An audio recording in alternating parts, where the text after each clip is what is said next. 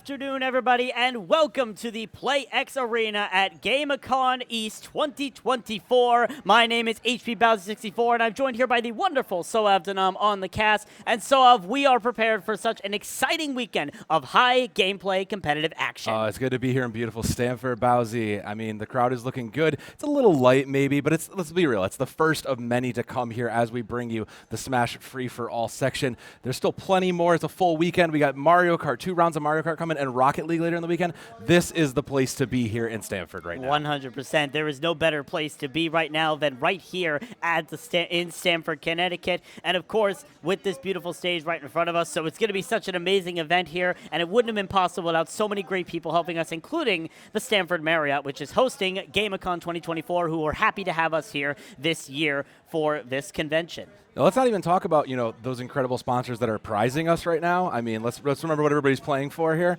Hold on, I gotta grab this big one. Hold on. Shout out to Razer for providing such incredible swag for all these gamers who come out on the top or near the top. Incredible stuff. And not even just that, because we love our sponsors, but there's a more important thing we're playing for here, Bowsy. 100%. You're playing for the pride. You're playing for the honor of being a winner at the end of the day. You're also playing for one of our other sponsors, which is the Starlight Foundation. We are raising money for the Starlight Foundation. Those who enter our Mario Kart tournament will be making a donation to the Starlight Foundation to help those in need. So, in addition to them, we've got New Blue and, of course, GameACon itself. You know, it's funny. This is my first GameACon. It's been running for 10 years here on the East Coast. It was right down the street from where I'm from. I had never noticed this little con was here, but this is an incredible event here. This is a great little setup.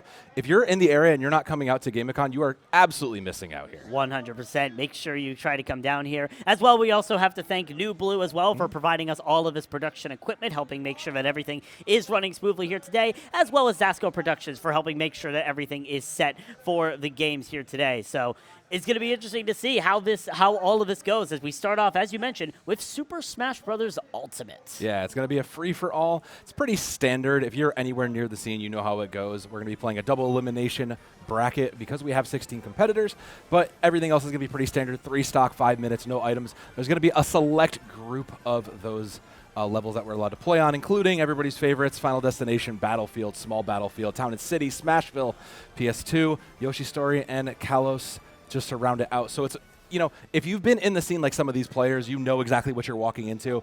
And if this is your first competition, I think this is a great entrance to the Smash scene. 100%. This is a great way to kind of learn.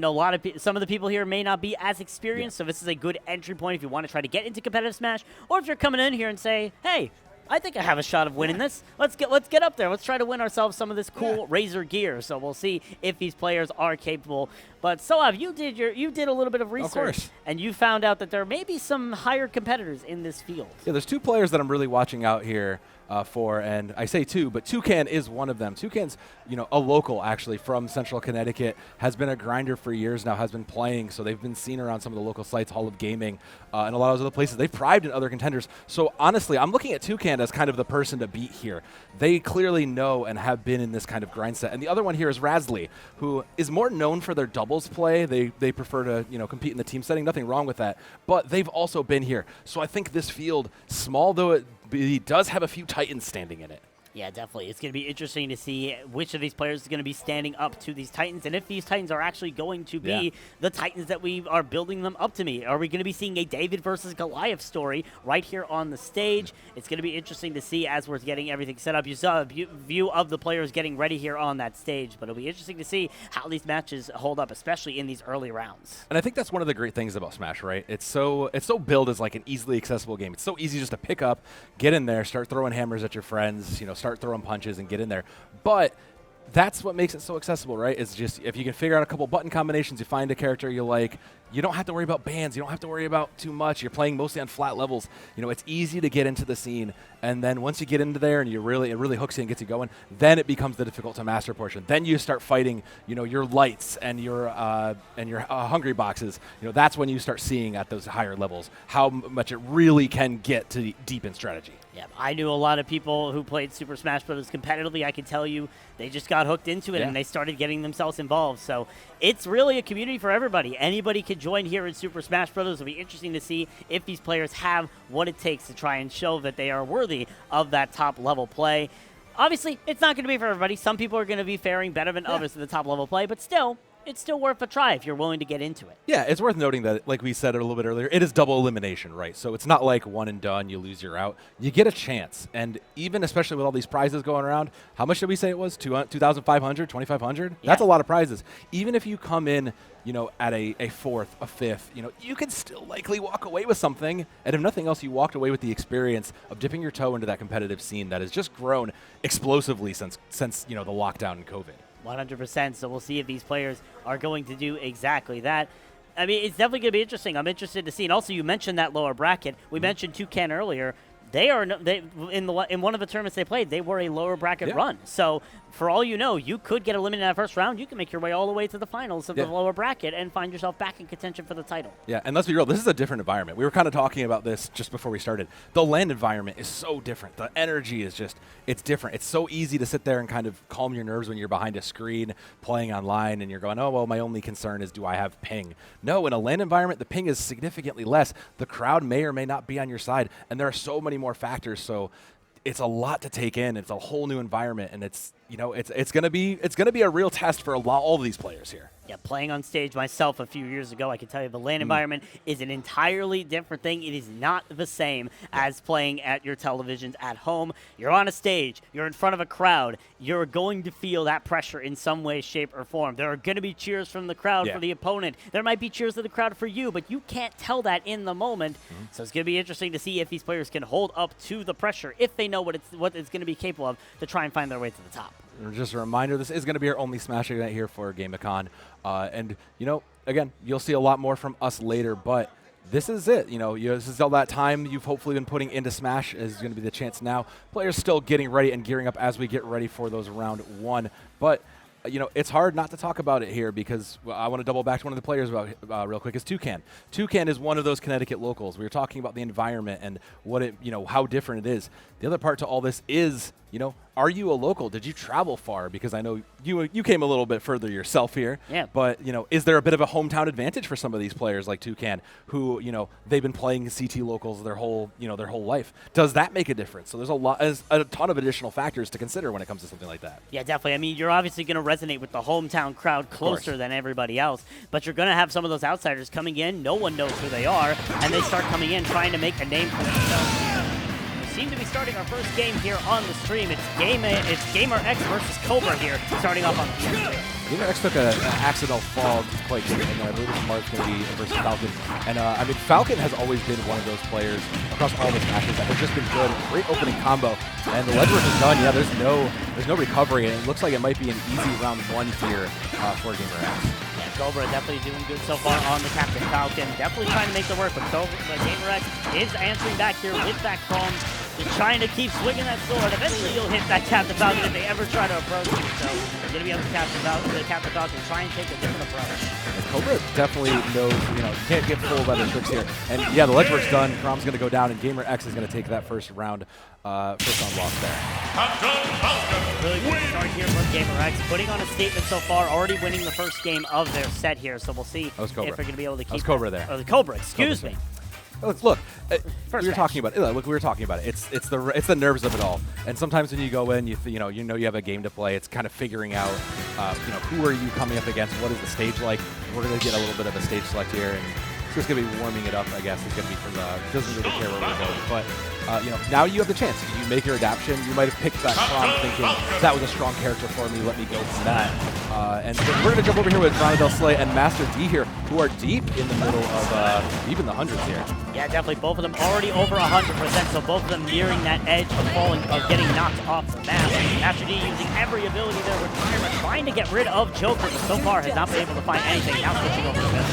No, still. There's going to be we're going to have to play the edge here, but it looks like the first stock might go. No, the Pyra does manage to get the ledge back, and there's that space control. It's so important. Great read from Master D just to try to get that in. So that ledge control is going to be so important, especially now when you're playing behind. Yeah, definitely. So we'll see if Del Slay is going to be able to get themselves back into this. Master D able to recover themselves, but that damage continues to tick up. So the more that ticks up, the more danger you are of falling off. And Del Slay is just going to keep that present in Master D's mind by continually just throwing them off the stage.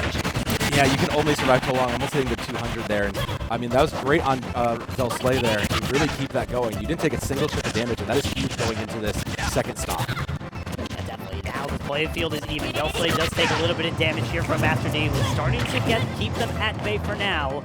Of course, Joker does have that range ability, does have that gun as they try to take the stun. Now they have Arsene on as well, which means they're much more powerful. All of their specials much more powerful, and you can already tell the damage is picking up fast. Yeah, Master D is playing a bit more passively. You can see they were playing their aggressive, now realizing they have to respect that bit of power adjustment now. Oh, a great sneak in there, gonna have to play the whip. Master D trying to finish this out as quickly as possible. Del Slay trying to make use of Arsene as much as they can, but that burning edge will catch off Del Slay. Arsene now out of the picture, so Del Slay not in the greatest position, but can still get something done, especially with the percentages being this even throughout the entirety of this series. And that's what we walked into, right? But Master D of Disaster has shown that they can recover from these. I say that, they just immediately get knocked out. It's going to be the last stock here, and it's up to the Master to really come through and teach the student now. Master of Disaster has to try and make that comeback. Beautiful ledge guard from Master of Disaster, evening up the score yet again. One stock each, 0% on the board for both of these players. That was the space control I was commenting on, right? You got to be able to know when you can go for that knockout right away. But taking a bunch of early damage here is not going to be good. You're still, especially with even stock, Del Slay just hasn't even taken the damage. Still back and forth. Master of Disaster higher on percentage. Del Slay trying to finish it out as quickly as possible. That Arsene meter continues to build up, however. Master of Disaster has to be cautious about that. We saw how it was before. Master of Disaster got a big lead in the percentage. Del Slay got Arsene, and that lead was flipped the other direction as quickly as possible. So it's up to Master of Disaster to try to finish this out quickly. Unfortunately, Arsene comes out beforehand. Joker, it's worth noting, Joker did get a little bit toned back after some of those recent matches after doing so well in the scrimmage. But, I mean, Del Slay's making it look like it. Those passes never really came through. A little bit of ledge action, no. Both of them managed to get up. It's going to be close. Master Disaster tries! But what a counter from Del Slay to finish out the series, taking the first point in that matchup. Ooh, that was a great bit of action. Considering Del Slay had really struggled to get a lot of that work done and really kind of secure those KOs. Well done to get us back to that point. A great look at some of these competitors here. Yeah, definitely a great look thus far here for these two competitors. It's safe to say they came here to win it all. I'm genuinely impressed because, neither of those sets we had seen. We hadn't seen Toucan, we haven't seen Razlie yet. And if that's the competition that we are seeing, I think these Titans might actually have a lot of competition coming up ahead. Pick is going to be Cali's Pokemon League, so a nice flat, good choice for them. Obviously a good Master pick. Let's see what happens. Master D is going to lock right into the Mithra pair immediately, but I think Ronald Del Slay might take the counter pick. And now they are going to lock in Joker, okay. Yep, no changes going to be the same picks. If you're comfortable with it and you're playing them that close, means you're going to go right back to it. Also, you take the win, you might as well just go back to what you're comfortable with. Yeah, if it worked, I see no reason to change. If it ain't broke, don't fix it. And right now, going into the second set, Del Slay is up 1, so it is really worth, why change it, especially if you know you've won this matchup already. Same broke. Why fix it? Del Slay already going to work here, trying to burn down Master's Disaster's health. It's going to be interesting to see how these two players make use of this stage. Of course, this stage, not like Final Destination where they were previously on. You have 2 platforms on either end, so strategies could be entirely different for both players. Yeah, it really opens up a lot of the ledge guarding options. You really have to play to kind of cover both. It makes it a lot more difficult. So it might come down a little bit more to those formal knockouts, those 100% knockouts here. But Del Slay absolutely catching a great combo there against those Master Disaster. Great slice. Beautiful slice, and Del Slay takes the first stock here in this series. Master Disaster trying to come back with it, but it's extremely close. Just trying to find any way, but of course Arsene just gives Joker so much power, and you see a clear fashion here with Del Slay making quick work of Master Disaster's points. Already they're back up to 89. Oh, Big Slay makes the ledge back, and Master Disaster got on too. I mean, you have to play a bit more passively now. You're on your last stock, and you know Del Slay has really just been in your face this whole game. I mean, just kind of reading you very well. They're feeling the confidence in Del Slay now. Del Slay running on a wing and a prayer. 80% to their name, but has all 3 stocks in the bank. Master Disaster on their last one. So we'll see if Master Disaster can make the ultimate comeback of a lifetime. This is Del Slay's wins the game. So far, both of them continue to trade balls to the other end. but a beautiful burning edge from Master Disaster to try and even the stakes. Not really able to follow it up for Master Disaster, but Del Slay, again, just playing very passively, reading into this, trying to get those combos off, but Master Disaster managing to keep it back. A great read, but unfortunately, their numbers get a little high, and they're not going to necessarily be able to escape this and play defensively much longer here. Still goes back and forth. Del Slay has now Great ellipsed 100%. read, wow. Beautiful, perfect block from Master Disaster. But now Arsene is out for Del Slay, and we've seen how powerful that Arsene can be when put in the right situation. Master Disaster going to try to knock them out of the stage before it even is able to take advantage of it. However, they missed that crucial attack that could have knocked Del Slay off the stage. Again, that ledge work is so hard to maintain, but that number is not hard enough to maintain. A few more taps and Del Slay will go out, but they're still 2 stock down. There's so much work for them to be had for Master Disaster. They have to play this very safe here. Del Slay is just continually playing slow, playing passive, knowing that they just need to whittle away at Master Disaster's pool before they're able to hit that crucial final blow. Now going into the aggressive play, bringing Master Disaster up 30% since they last got hit. But now it's Master Disaster finally taking their first stock of this match.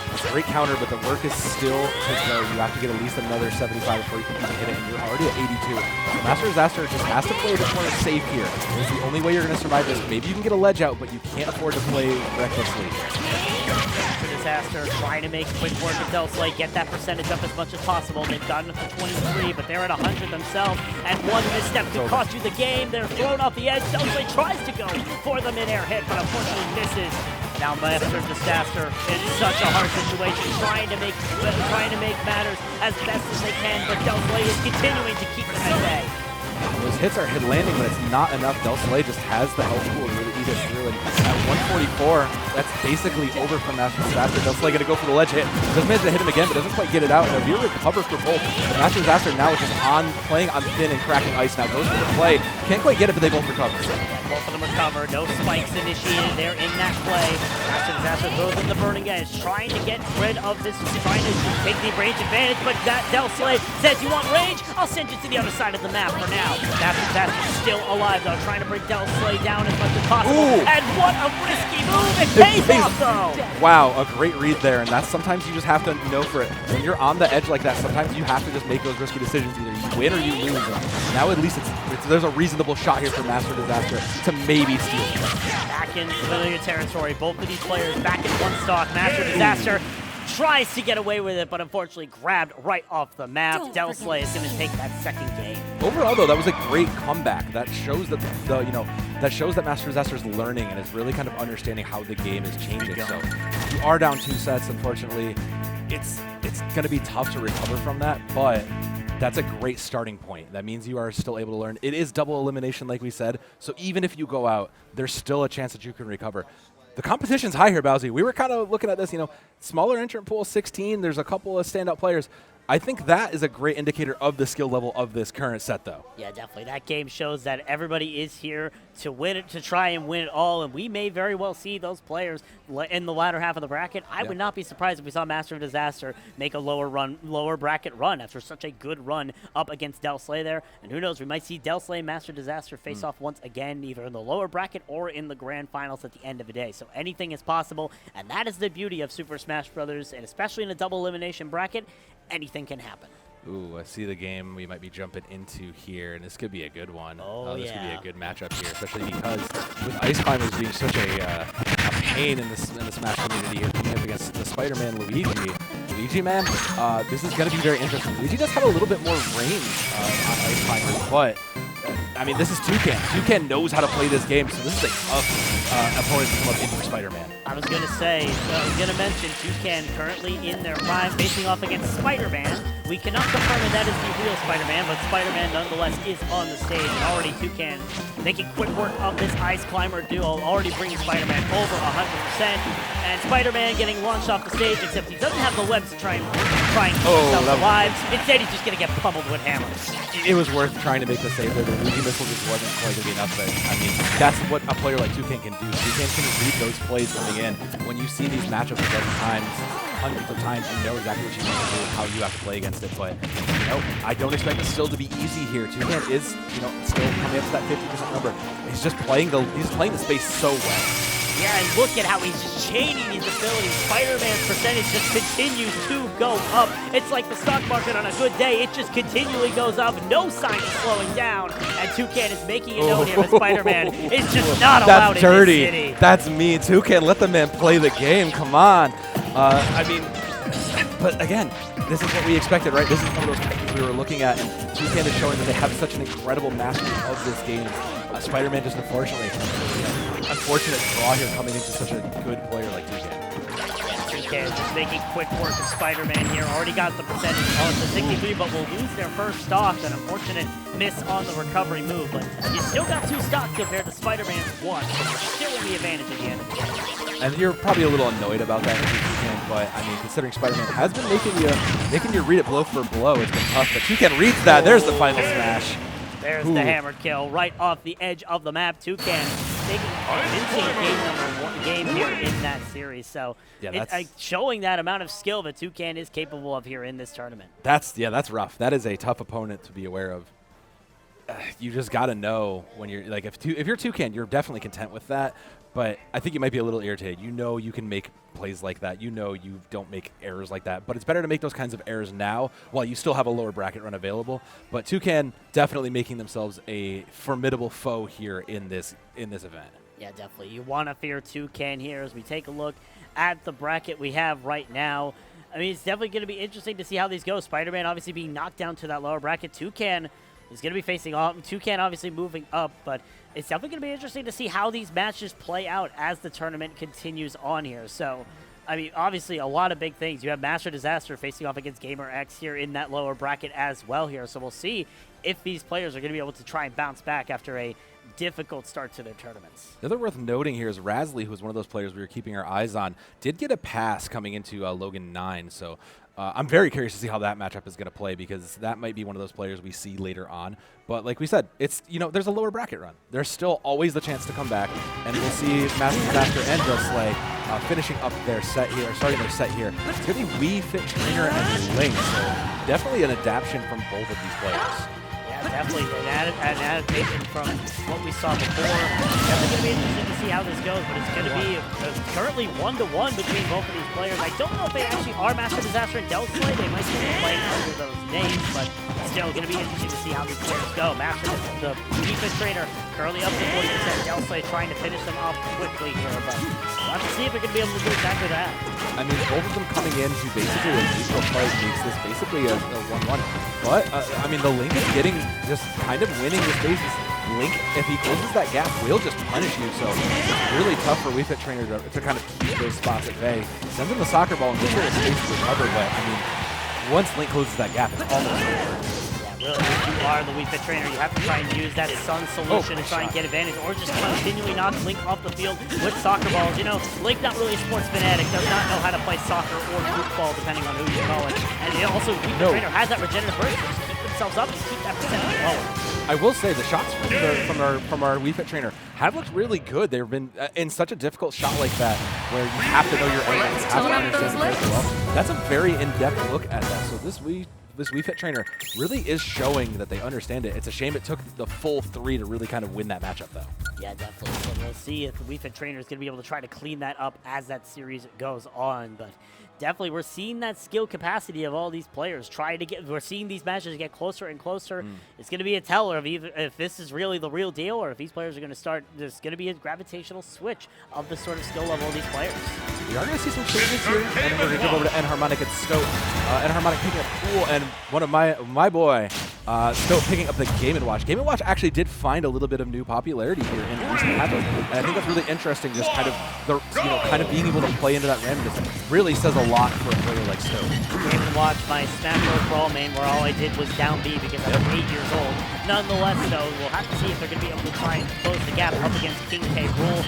Crown on the ground. K. Rool's able to get it back here. And obviously, the most fearful thing about Game & Watch is that hammer. Yeah, it's tough to really get that. But the other part to this is that you have to get in that space. Right now, N-Harmonic is just controlling space, and you can see it just has a little of the more tools really getting out there. Stoat hit 130, and it's going to be difficult to kind of recover this. Trying to get that bucket full, but it's just not going to happen. Yeah, Difficult to get the bucket fill when really the only thing King K. Rool excels at is that close range combat. So it's going to be difficult to try and get that bucket to its full potential. It's such a close match thus far. And Harmonic does have the first stock. Stoa trying to find anything here to take advantage of King K. Rool, but so far it's all K. Rool. I mean, K. Rool is just outranging him right now, and again, Stoa just going to take that second loss. It was almost I hate to say it like this, but this was almost just a matchup lost on character select, simply because just of how Harmonic is playing the range. Stoa's closing the gap though, and finally putting a little bit of pressure on. The bomb misses. It's not going to be able to get it, so that's unfortunate, the 3-0. Yeah, you got to go for those risks, especially when you're down. You've got to try to find something. Unfortunately for Stoat, it's not enough to keep them up in the game as we head back over to this game happening on Kalos, and unfortunately that Marth is going to be going straight into the ice. I mean, Marth, again, one of those characters that, now wants to play the close range, but I have to feel like the Wii Fit trainer understands that matchup a little bit better already. They know it. You kind of just traded the Link, you traded sword for sword in a lot of ways, and you've already proven you can beat a Link, so if you're the Wii Fit trainer, you're feeling pretty good here as your 3-1 stop. Now the Wii Fit trainer, 3 stock, 99% in the bank. Marth, only 1 stock left, trying to take advantage of Wii Fit trainer. The soccer ball comes out, it is a whip. The fight continues to go back and forth, but this Marth is starting to gain an advantage. Good deflect on that. Again, once these sword characters really clear the distance and get in your face, it really becomes hard to push them off. But, I mean, when Marth has so much to play for here, you are down so many stocks, every hit becomes just more detrimental. Still, the Wii Fit trainer trying to finish the job early here. Marth trying to keep themselves content, but that soccer ball making it a little bit harder, and that's going to make it worse. A clean sweep almost from the Wii Fit trainer. All 3 stocks in the bank. It really speaks to the difficulty of how you counter pick. We're going to jump back into Harmonic and Stoat. Stoat picking up the Rob here. A bit unorthodox, but I do really like it. The change needed to be made when you know you're getting outranged. So, still fresh in the event. No one stocks gone. I really do want to see what Stoat can make change here with the Rob. Rob can definitely make use of those gyromites to really mess up anybody's play, so we'll see if Stoat can be able to do exactly that. But as I say that, K. Rool just digs them into the ground and sends them out into the depths. So, and Harmonic knowing how to make this K. Rool work. It's going to be tough, especially when a player like Harmonic. I assume you maybe have seen a few of these Robs in your time, but Harmonic really making it look, I don't want to say easy, but definitely showing how they know how to control the space and win it. Now to the ledge here, Stoat just going to try to force it the denial, get it out. Unfortunately for them, they're going to have to fight it. Crown is now in Stoat's hand. Unharmonic uses one of their key elements to try and control this space, but Unharmonic is still making work of Stoat quickly here. So quickly, in fact, they send him off the stage, and now it's 1 stock left for Stoat on this Rob. This is a tough place to be in. You already, especially when you see the 100 on a Harmonic, you feel like you can close it up and really make this work, but no, just going to get shut up. Some great ledge work from this side, and Harmonic will deny that. And you see the 100 on Unharmonic, but you also got to take a look at yours. Stoat's already at 100 after just respawning, forced to use the up B to get themselves back up, and now they're going all the way up to the skybox, getting eliminated from the field as Unharmonic, a convincing map to win that series. I mean, that's genuinely impressive. It's not often we see a lot of 3-0s like that, so I'm really not watching. We were seeing players like Toucan come through, and Harmonic's really making a case that they want to win this out. So I think these top few 4 spots are really going to get very, very close when we see them, when we finally get into those final segments. Yeah, definitely. As these segments go on, it's going to get more interesting and more interesting to see how these players are able to face off. As we take a look at, once again at our bracket here, and you can see now that Harmonic going to be moving up into the into the next phase of the bracket. They'll be facing off against either Damien or Gamer Elite in that next winners round. But it's going to be slow. Stoa moving down to the bracket, so we'll see again if these players are going to be able to make a comeback, if they're going to be able to try to find their stride, find their opportunity to make a comeback late in the stage. We're talking about the double elimination bracket, right? You can kind of afford 1 or 2 mistakes. You can kind of take a, you don't want to, but you can kind of take a warm-up game. And now once you fall into that bracket, the pressure's on. And it's, add in the pressure of the LAN arena, add in the crowd, and add in, hearing that now, and it becomes even tougher. You almost have to dig deep and do your best Rocky impression to really kind of dig yourself out of it. Yeah, it's going to be interesting to see how it's going to be working here, how these players are going to adapt to this scenario. Again, you have that one mistake. You can get used to the environment, know what you're up against, and then if you're able to keep it up, then you can put yourself in a good situation. Load back into our game here. Now it's Ganondorf versus Mithra on the field. I believe that might be That is probably Master.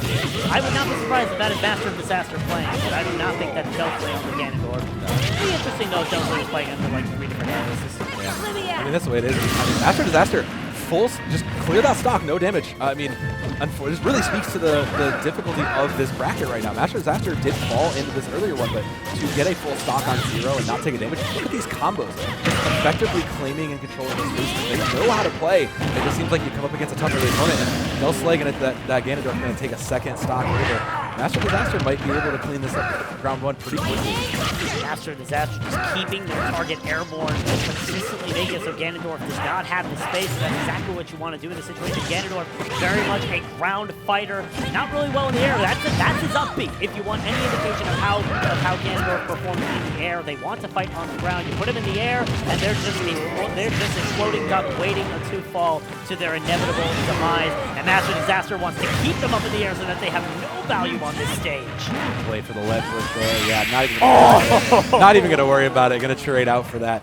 But yeah, I mean, we had talked about Master Disaster prior. And, I mean, their Mithra Firework had been very good. It's just a tough opponent to come up against like that. So, you know, again, this is that lower bracket one we were talking about. You can still find your time to get into your rhythm and really make it work. And I mean, just some great juggle work overall. It seems like they're really in their element in that matchup.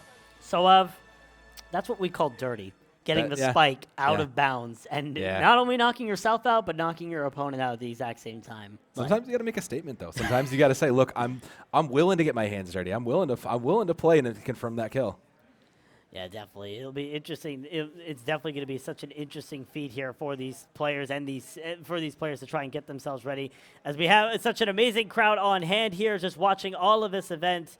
Thank you all for coming out to what does the PlayEX Yeah, give yourselves a hand, guys. Give yourselves a hand.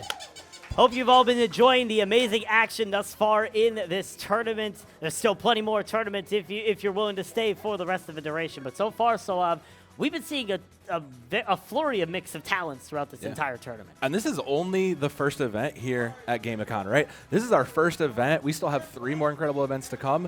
So there's incredible Smash work to come. We're going to jump back in with Enharmonic, playing down in versus Stoat, who had a tough game, but taking the Mario is a different pick here. That's an interesting choice coming up against a very close range like Link. No confirmation on if this is Enharmonic, but still a very close affair here between these two players. It is the Mario, however, at 1 stock, the Link is 2, so Mario trying to equalize it out in the rivalry of Nintendo mascots, and that's exactly what they're going to do. They're just knocking Link all the way to the end, charging up blood, not necessary. Yeah, don't need to play that, but it does bring us to 1-1, and that is still a little bit close. With Mario having to play a little bit behind, but again, I feel like this Mario has been playing effectively. Doesn't go for the ledge? No, doesn't have it. Manages to get the recover for now, but again, once this Link is in your face, it's going to be so difficult because Link just demands and controls that space so close range. So I tried to go for that risky K-play, knock Enharmonic in the opposite direction, but unfortunately unable to keep that ledge guard safe. Now the tides are flipped. Still keeping themselves, and there's comboing Enharmonic, keeping them in the air. Enharmonic trying to slash with the sword, but Stoat is missing every single slice. It's hard. You can't play into Link's slashes like that. You almost have to play way more vertical because that's where Link really struggles. It's going to be the stash down, but I mean now coming into 99 and 80, we're looking at the end here, Bowsy. We are indeed looking at the end. Stoat trying to keep themselves up, does get the ledge grab. Enharmonic unable to get the ledge guard for their own. Still a back and forth affair, 89 to 124. Either of these players can take a hit and go, and that's exactly what Stoat is going to do. Enharmonic, or at least the Link player, getting that finishing blow there to get the game in their favor. Link does have that advantage of being one of those characters that everybody kind of gravitates to, right? When you first pick up Smash, Link is always one of those things of like, yeah, I want to be the swordsman, I want to be the hero.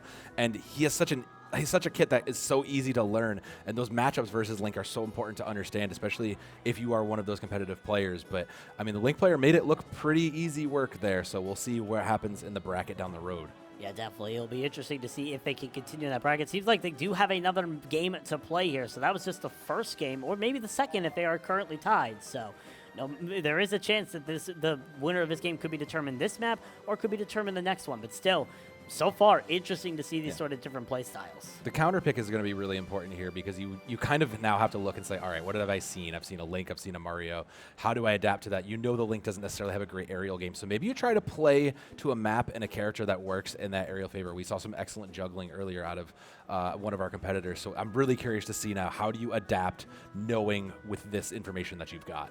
Counterplay is the word of the day if you are in the Smash community, or it's the word of every single day. Yeah. But there also is the factor of just playing your comfort picks, playing sure. what you're good at. We saw that in one of our first games. It was just Master of Disaster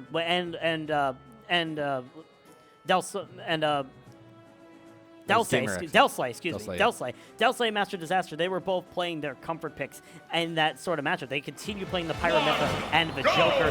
That's exactly what we're kind of seeing here, is now we have Spider-Man out on the field playing Ganondorf. Oh, I mean, I can't tell if this is just supposed to be poetically canonical or if we're actually seeing a great pick, but I do like the Ganondorf here. I want to talk about taking the ground game more seriously. Spider-Man doubled down on it and just said, look, I'm just going to play Ganondorf. I'm not here to mess around in the air. I want to take this boss fight, and they are bringing it right to the Link. If this is correct, this is Spider-Man versus LPS right now, and LPS is currently in the advantage, so it seems. But Spider-Man making quick work of them, looking like Legend of Zelda lore right now, with Ganondorf beating Link to a pulp. And, I mean, very little damage taken, and you can see it now. It's just respect the space, let's wait, and you can play a little bit more passively. LPS just has to really kind of just acknowledge, look, I am outclassed here on the ground game, so I have to try to figure out how am I going to maybe outrange. Ganondorf needs to close the gap if they're going to take it. We mentioned it before, but Ganondorf is a ground fighter. Put him in the air, however, he is a sitting duck, literally. So we'll see if it's going to be on LPS and try and bring that into their favor here. But once again, Ganondorf just making quick work. Already brought Link over 100% in damage and already brought him down to 1 stock. This is a great counter, right? This is a great game. This is what you expect when you're talking about being able to read your opponent and adapt to those choices.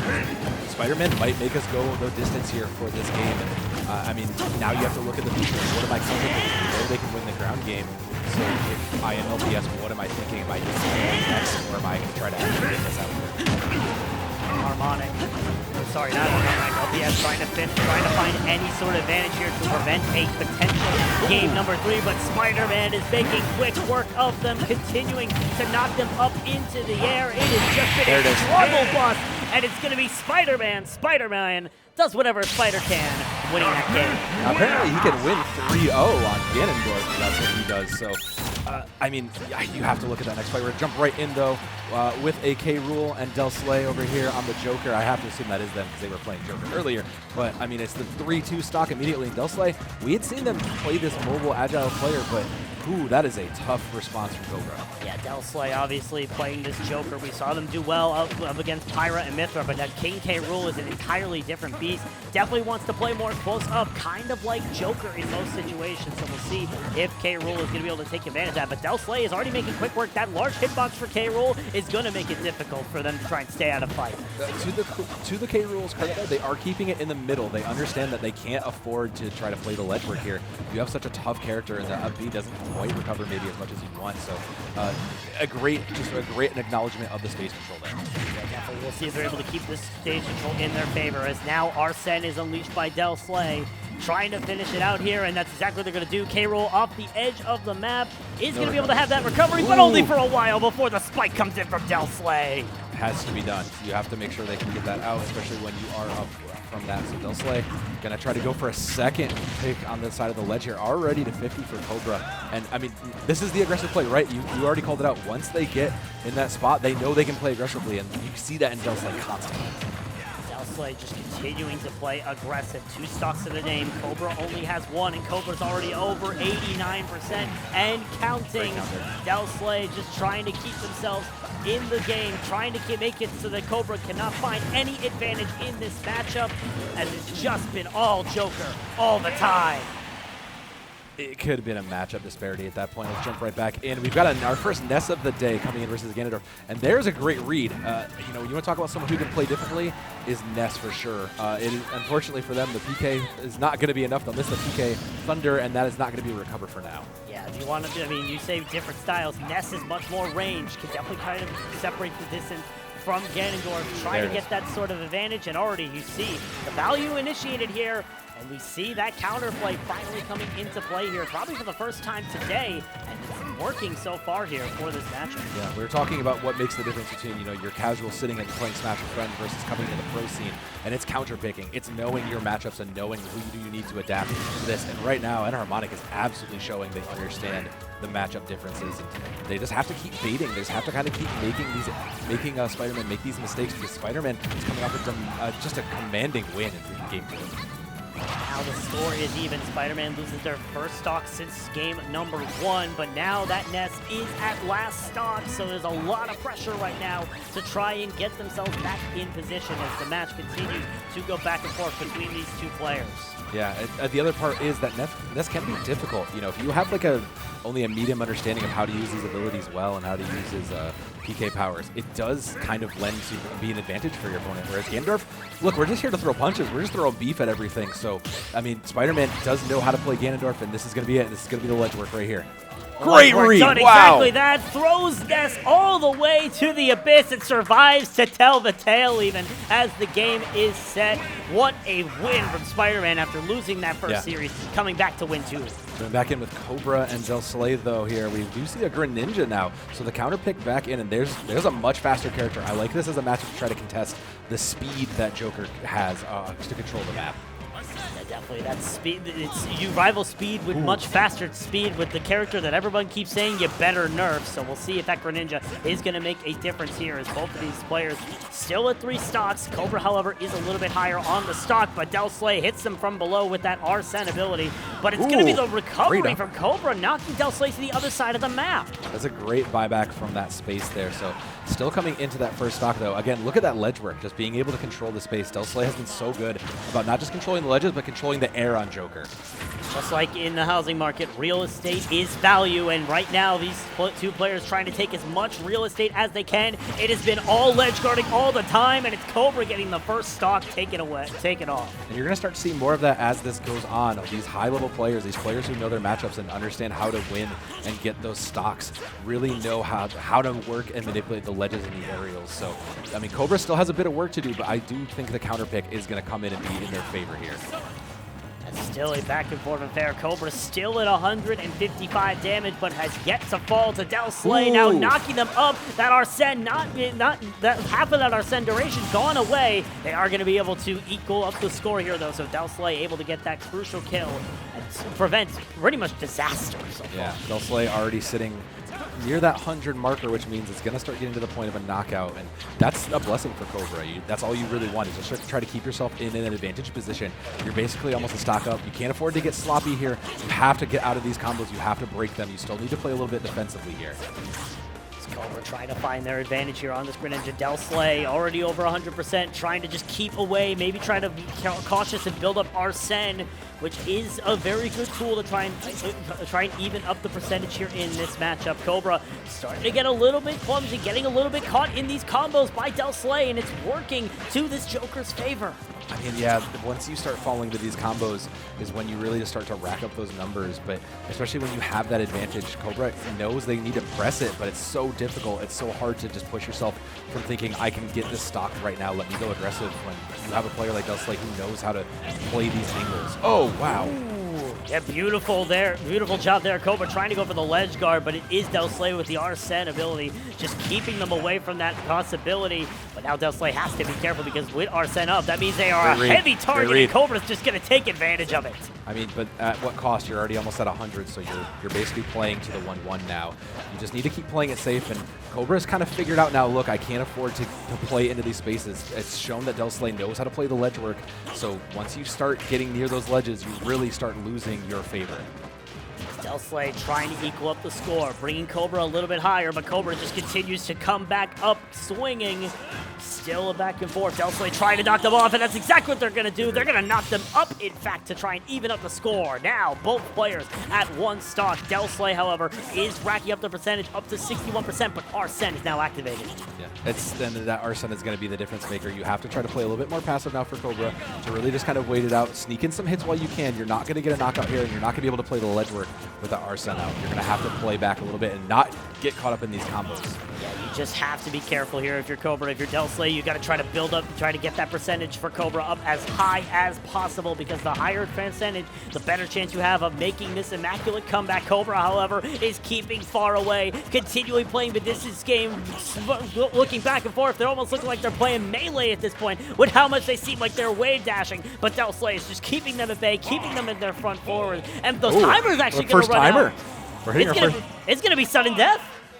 Okay, this is our first timer of the day, so this is going to be big. I mean, we've seen how aggressive Del Slay plays here, but Cobra knows how to keep the space and has been very thinking. There it is. Yeah, it's going to be the tongue to clean it up. Yep, Cobra just managing that space, keeping Del Slay out of harm's reach until they go in for the kill, and that is a beautiful job from Cobra to take that game. That is a tough matchup. This is something we could see. We were talking about, in the double elim bracket, can we see that again? Are we going to see this matchup again? But we might. Coming into Damien versus Stoat here, we are going to see.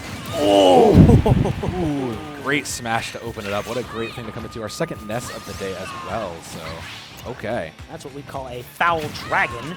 Tried to go for the home run bat, but unfortunately was met with the counter from Damien. So Damien already making quick work here on this core and trying to get rid of Stoat as much as possible here. And this, if I recall, is a loser's bracket match, so the loser is out of the tournament. So a lot of pressure here for both of these players trying to make their comeback. This is a play-in matchup to stay alive here, but I question how many people have really been playing against the core, and I know Corrin has seen some popularity. Some people will keep it in the bank, but it's not one you see a lot of, so I'm wondering now if Stoat has, maybe prepared for it. Gets stunned out of the PK Thunder. That's unfortunate. We'll recover again, but just can't get it. A great read from Damien. Yeah, beautiful. Damien just continuing to use that far-reaching ability. Hit Stoat in mid-PK Thunder when they were trying to get the recovery, so just an unfortunate circumstance there for Stoat. Now down to 1 stock. Damien still at 2, but now Stoat is making quick work, getting these close-range abilities, knowing that Damien likes to play at range and is trying to get up in their face and telling them this is where the fight will take place. Yeah, Ness really does have a slight advantage in the closer range here, but I mean, Damien knows they can win on the distance, and especially with now the numbers up, they're going to play a bit more passively here. They still have a stock advantage, but they're not going to risk it, and that's what happens is when you get risked, you get punished like that. You take too many steps, and Stoat will walk in on you. Stoat just continuing to try and take the advantage. Beautiful bait there from Damien to force out that absorb from Stoat, but Stoat is going to take right advantage, go into the face, and equal up the scoreline here on this map. Stoat has proven to be good at closing the gap and capitalizing, creating their own combos out of that. And a little bit of ledge work here with the yo-yo, a great read. They're going to try to go for the kill right now. Yeah, they're just going to try to force Damien off the map. You want to play from range? How about you play from all the way down there? What a performance from Stoat to counter that Corrin and take the game victory. Yeah, a great read. Again, Ness is not one of those characters you see all the time. It is difficult to record. Let's jump back to Cobra and Del Slay here. This is that tight matchup we had seen earlier, and Del Slay is up a stock, but at 130 here, this is, again, it's going to be more. It's going to be a little more difficult now that Del Slay knows how this Greninja plays. Yeah, Cobra likes to play that aggressive style, so definitely we'll see if they're able to keep that up here as they just throw Del Slay into the air. But Del Slay going to try to answer back by knocking Cobra all the way to the edge of the map, unleashes the Arsene with that beautiful graphic to boot. Now trying to keep away from Cobra, knowing that one hit will send them to the abyss. But Cobra knows that as well. Misses the recovery, but comes back with a second one. Still just being thrown off the map here by Del Slay. They are not allowed any real estate on this stage. Yeah, Del Slay has been very good about denying that space and controlling it, but unfortunately the only thing they'll control is the front of our monitor for now. Cobra now still has to play from behind, basically on 1 stock here, and they are taking the aggression to Del Slay. I really love that. Unfortunately, it gets punished. Yeah, Del Slay now up 1 stock here. Cobra on their final stock. Del Slay goes for the self-destruct. It could be a mutual discussion, but it could have been a bad mistake. Either way, now the field is even between these 2 players. It was, in fact, one of the choices made today, but it does give you a neutral. You're kind of almost okay with taking that. You were so high HP. It seemed like a gamble play that might have paid off, but, I mean, now it comes to, again, to the groundwork and to the air work. How do both of these quick characters control the space in the air and those ledges? Because both of these players have shown that they know how to do it. Del Slay falling a little bit deep, has to use the grapple hook to get themselves back onto the stage. Cobra trying to just keep Del Slay out of harm's reach, find the victory in their own, but Del Slay now has Arsene. That massive damage increase is now going to come in, and Cobra has to be prepared for it because one wrong step could send them to the end. especially with these numbers being as middling as they are. And this is, I believe we're looking at a match point here, too, between these two. So, now is the time we're going to start seeing these players maybe back off, play a little bit more passively, try to avoid those combos, and keep themselves out of the air as long. Goes for the ledge play. No, manages to hit it, but both recover. Both of them are able to recover. Delsley now has lost Arsene, but the percentages are equal. Cobra trying to find that final kill. So is Delsley as they face off close quarters. Both of them shielding, looking every single which way to try and find that advantage. But so far it's Cobra just taking the aggression. Delsley's going to try to act on it. Goes for the grab, throws Cobra up in the air, but is unable to act on it. It is still a back and forth between these two players. Cobra still looking to try and finish it off. That water spout, if it went in the right direction, may have done the job, but it's Delsley to come back. Great read from Delsley. Joker has been a prominent character. It's one of those ones you have to see. But we have no time because we're jumping right back into Harmonic and Stoic, who are still playing for their lives down here. The K-Rool and the Kirby, our first Kirby of the day. Interesting matchup coming in here. Yeah, K-Rool, Kirby. Kirby, an interesting character. Definitely a character choice. It's also a dead character because N-Harmonic gets that cleanup. And quickly too. Was that a perfect? That was a 3-0. That was a 3-0 with no damage. That was a 3-0 with 0%. That was a 3-0 with 0%. And under a minute match? Wow. Ouch. That's what we call an any percent speed run of the PlayEX Super Smash Bros. Tournament at GameACon 2024. Hey, yeah. Once your life is on the line, once your tournament life is there, you're going to turn up the heat and you're going to play. So our K-Rool player looking phenomenal as they manage to keep himself alive. Let's jump back and see who's left here. Let's see. On the top end, we haven't seen Razley all day, but they will see Lana Delsley in that coming up in the top. And on the bottom half there, and Harmonic is still fighting on that side. Spider-Man, Cobra Kid, Stoat now falling down into the losers bracket. And, these are some tough names. We've seen Razley and Lana Delsley. We have not seen Razley, but considering we know Razley's a grinder, and we've seen Lana Delsley slay out there, that's going to be a tough matchup. I don't think you also mentioned Toucan is currently in that winners round as well, so they're starting to make their ascent through the upper bracket. We head back into the game here between these two players.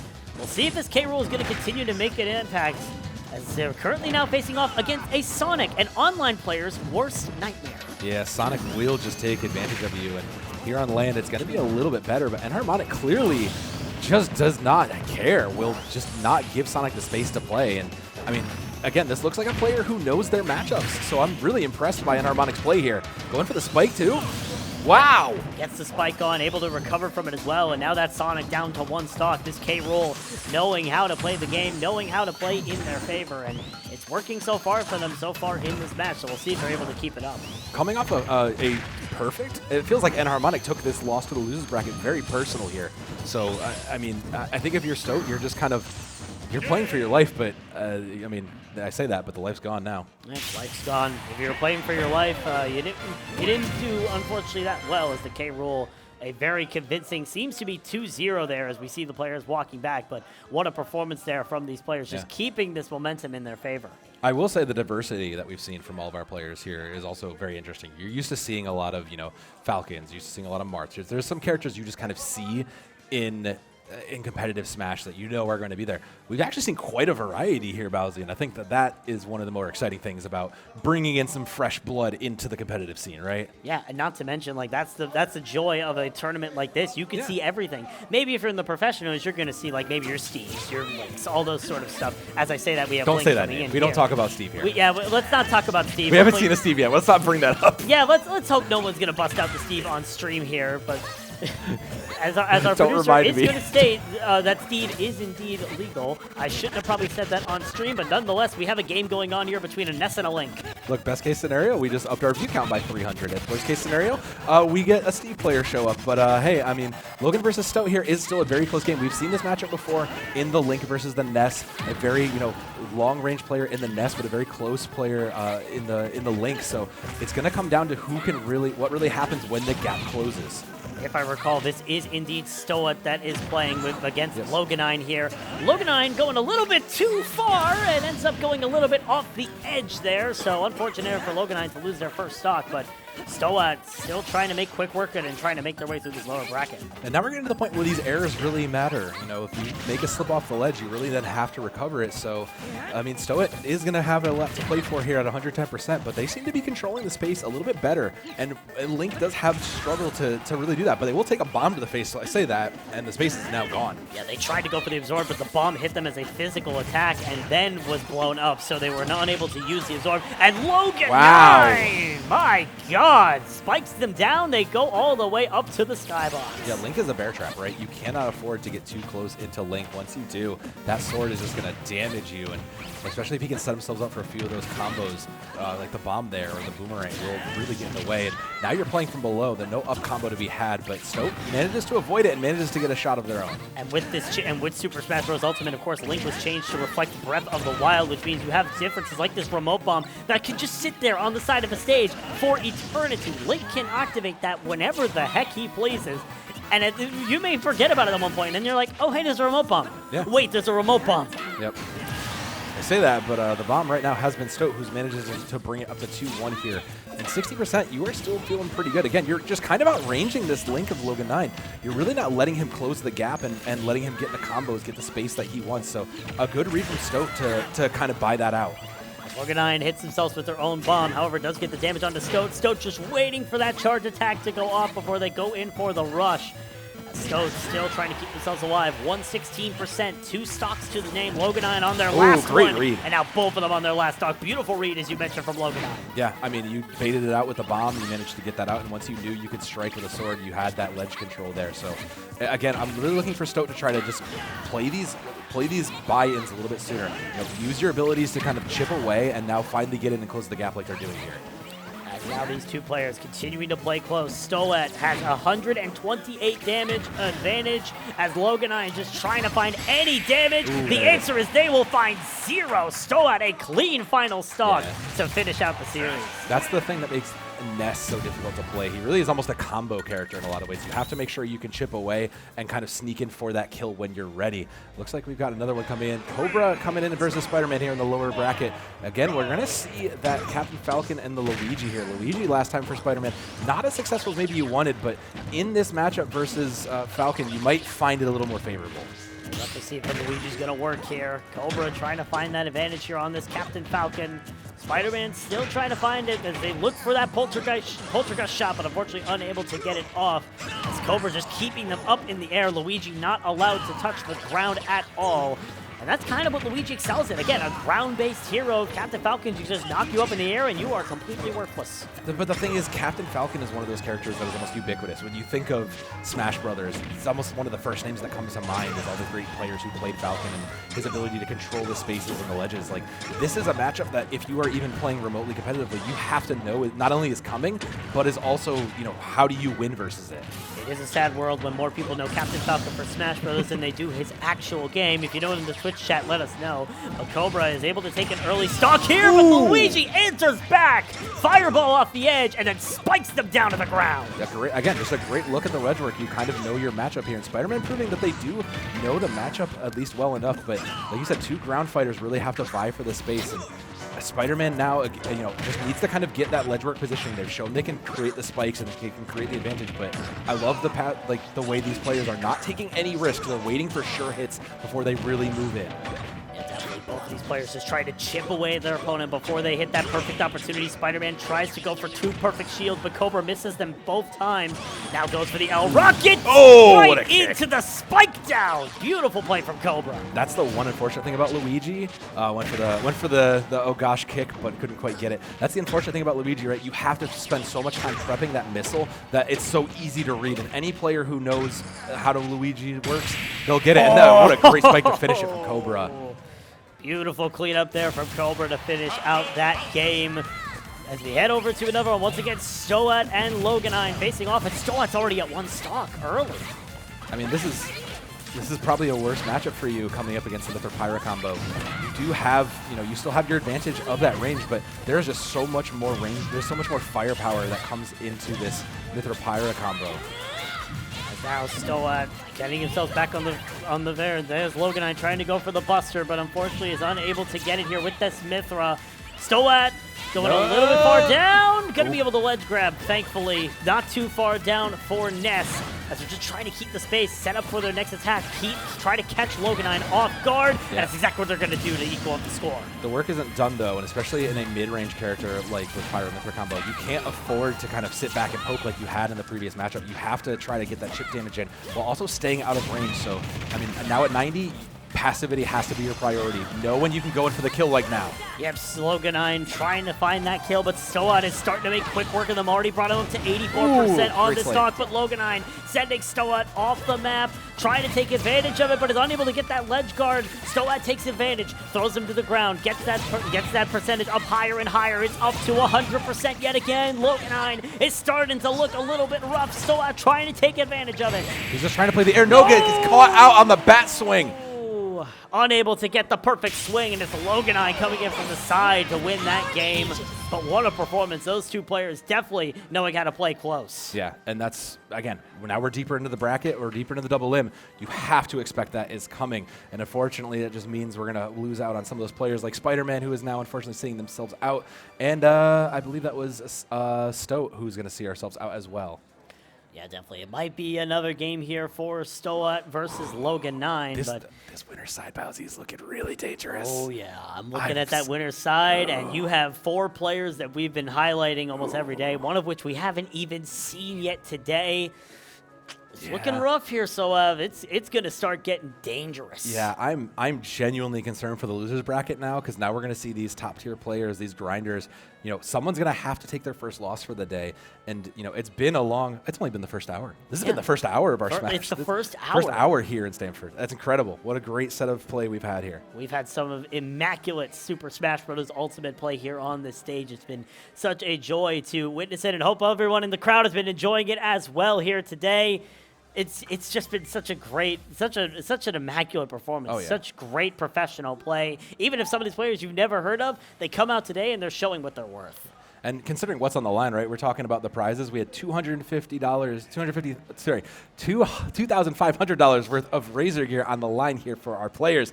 I mean, it's not for, we're not just playing for fun. There is some prize on the line, so people are playing very seriously. And speaking of serious, I see our next 2 serious players in the queue here. It's back to Stoat and Logan. And as the Cloud gets brought out versus the Ness, another sword into this Ness, I feel like Stoat might be almost feeling a little too comfortable.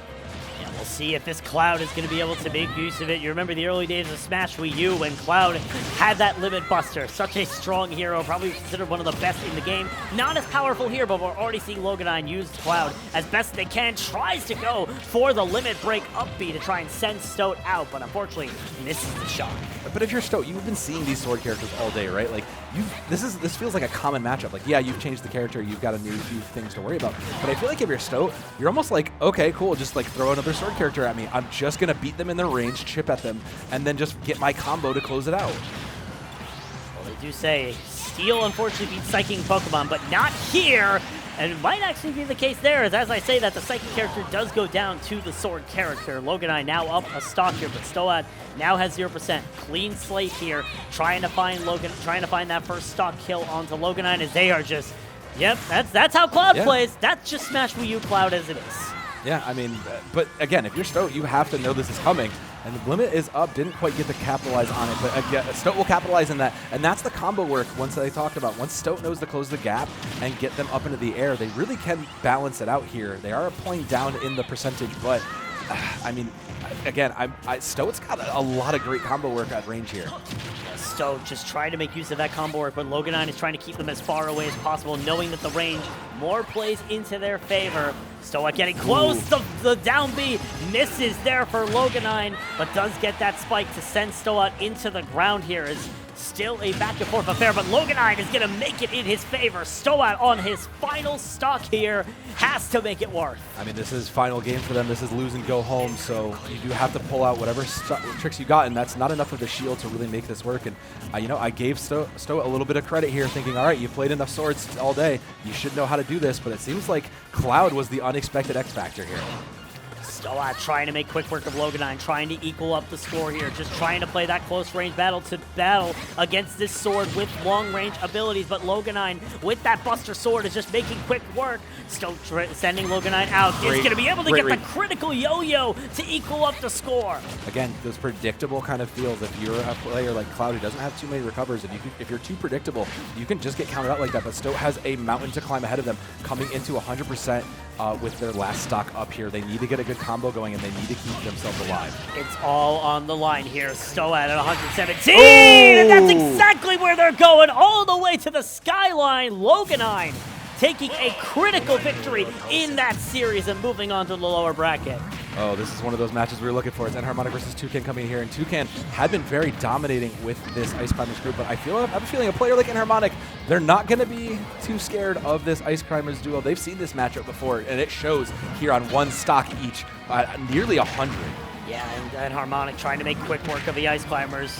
Still a close affair, as there goes one of the Ice Climbers. Nana looking all the way to the edge, but is able to get back on the stage. But Enharmonic's going to send the critical Ice Climber off. The blue one is the one that counts, and it's the one that Enharmonic is going to send off the stage to take the first game. Enharmonic on that King K rule has been just a phenom, and I have to wonder, for a player like Toucan, you've been grinding. You know this matchup, so now it's just becoming those crucial counter picks we're talking about. You get choice of stage, and I believe you get second pick, so I have a feeling Toucan is going to be responding in kind. They now understand how difficult this King K rule can be to play, and I have to imagine, Bowsy, that they are prepared. They have something in their toolbox. Yeah, we'll see if it's going to be the case here for Toucan. Of course, you talk about the counter pick potential here for some of these players. We could very well see that in play. Now that you know how this person plays that character, what are you going to do? Are you going to try to stick with your comfort pick? Because, again, you brought it very close. It was 100-100 last stock for both players, so you could very well stick with your Ice Climber, fix a few things here and there. Maybe a stage preference in your favor can put you in the situation to try and get that victory. So we'll see if that's going to be the case here for Toucan to try and come back as we take a look again at our bracket here. Again, you mentioned that devastating winners bracket, but I want to take a look at the loser bracket where we see Master Disaster. We talked about how close they played against Lana Del Rey. They've made it to the latter half of the losers bracket here. Yeah, they did make it act. They do have a matchup coming in versus Charbaby and Gamer Elite down the road. Cobra Kid and Loganine still playing and fighting for their lives, but, I mean, whoever loses this goes down to face them, and it's not going to be a change. No picks, just a pick of level, so Toucan really feeling confident in this Ice Climbers pick, and again, they have to know this. I have to assume they've grinded, they've prized before. They have to understand this matchup and just think maybe that was just a rough game one for them. Yeah, definitely. I mean, a rough game one where you lose by one stock at 100% is definitely a good place to start here if you're Toucan, if you're trying to improve off of that. Oh, but the cannon into Nana, shot into Popo.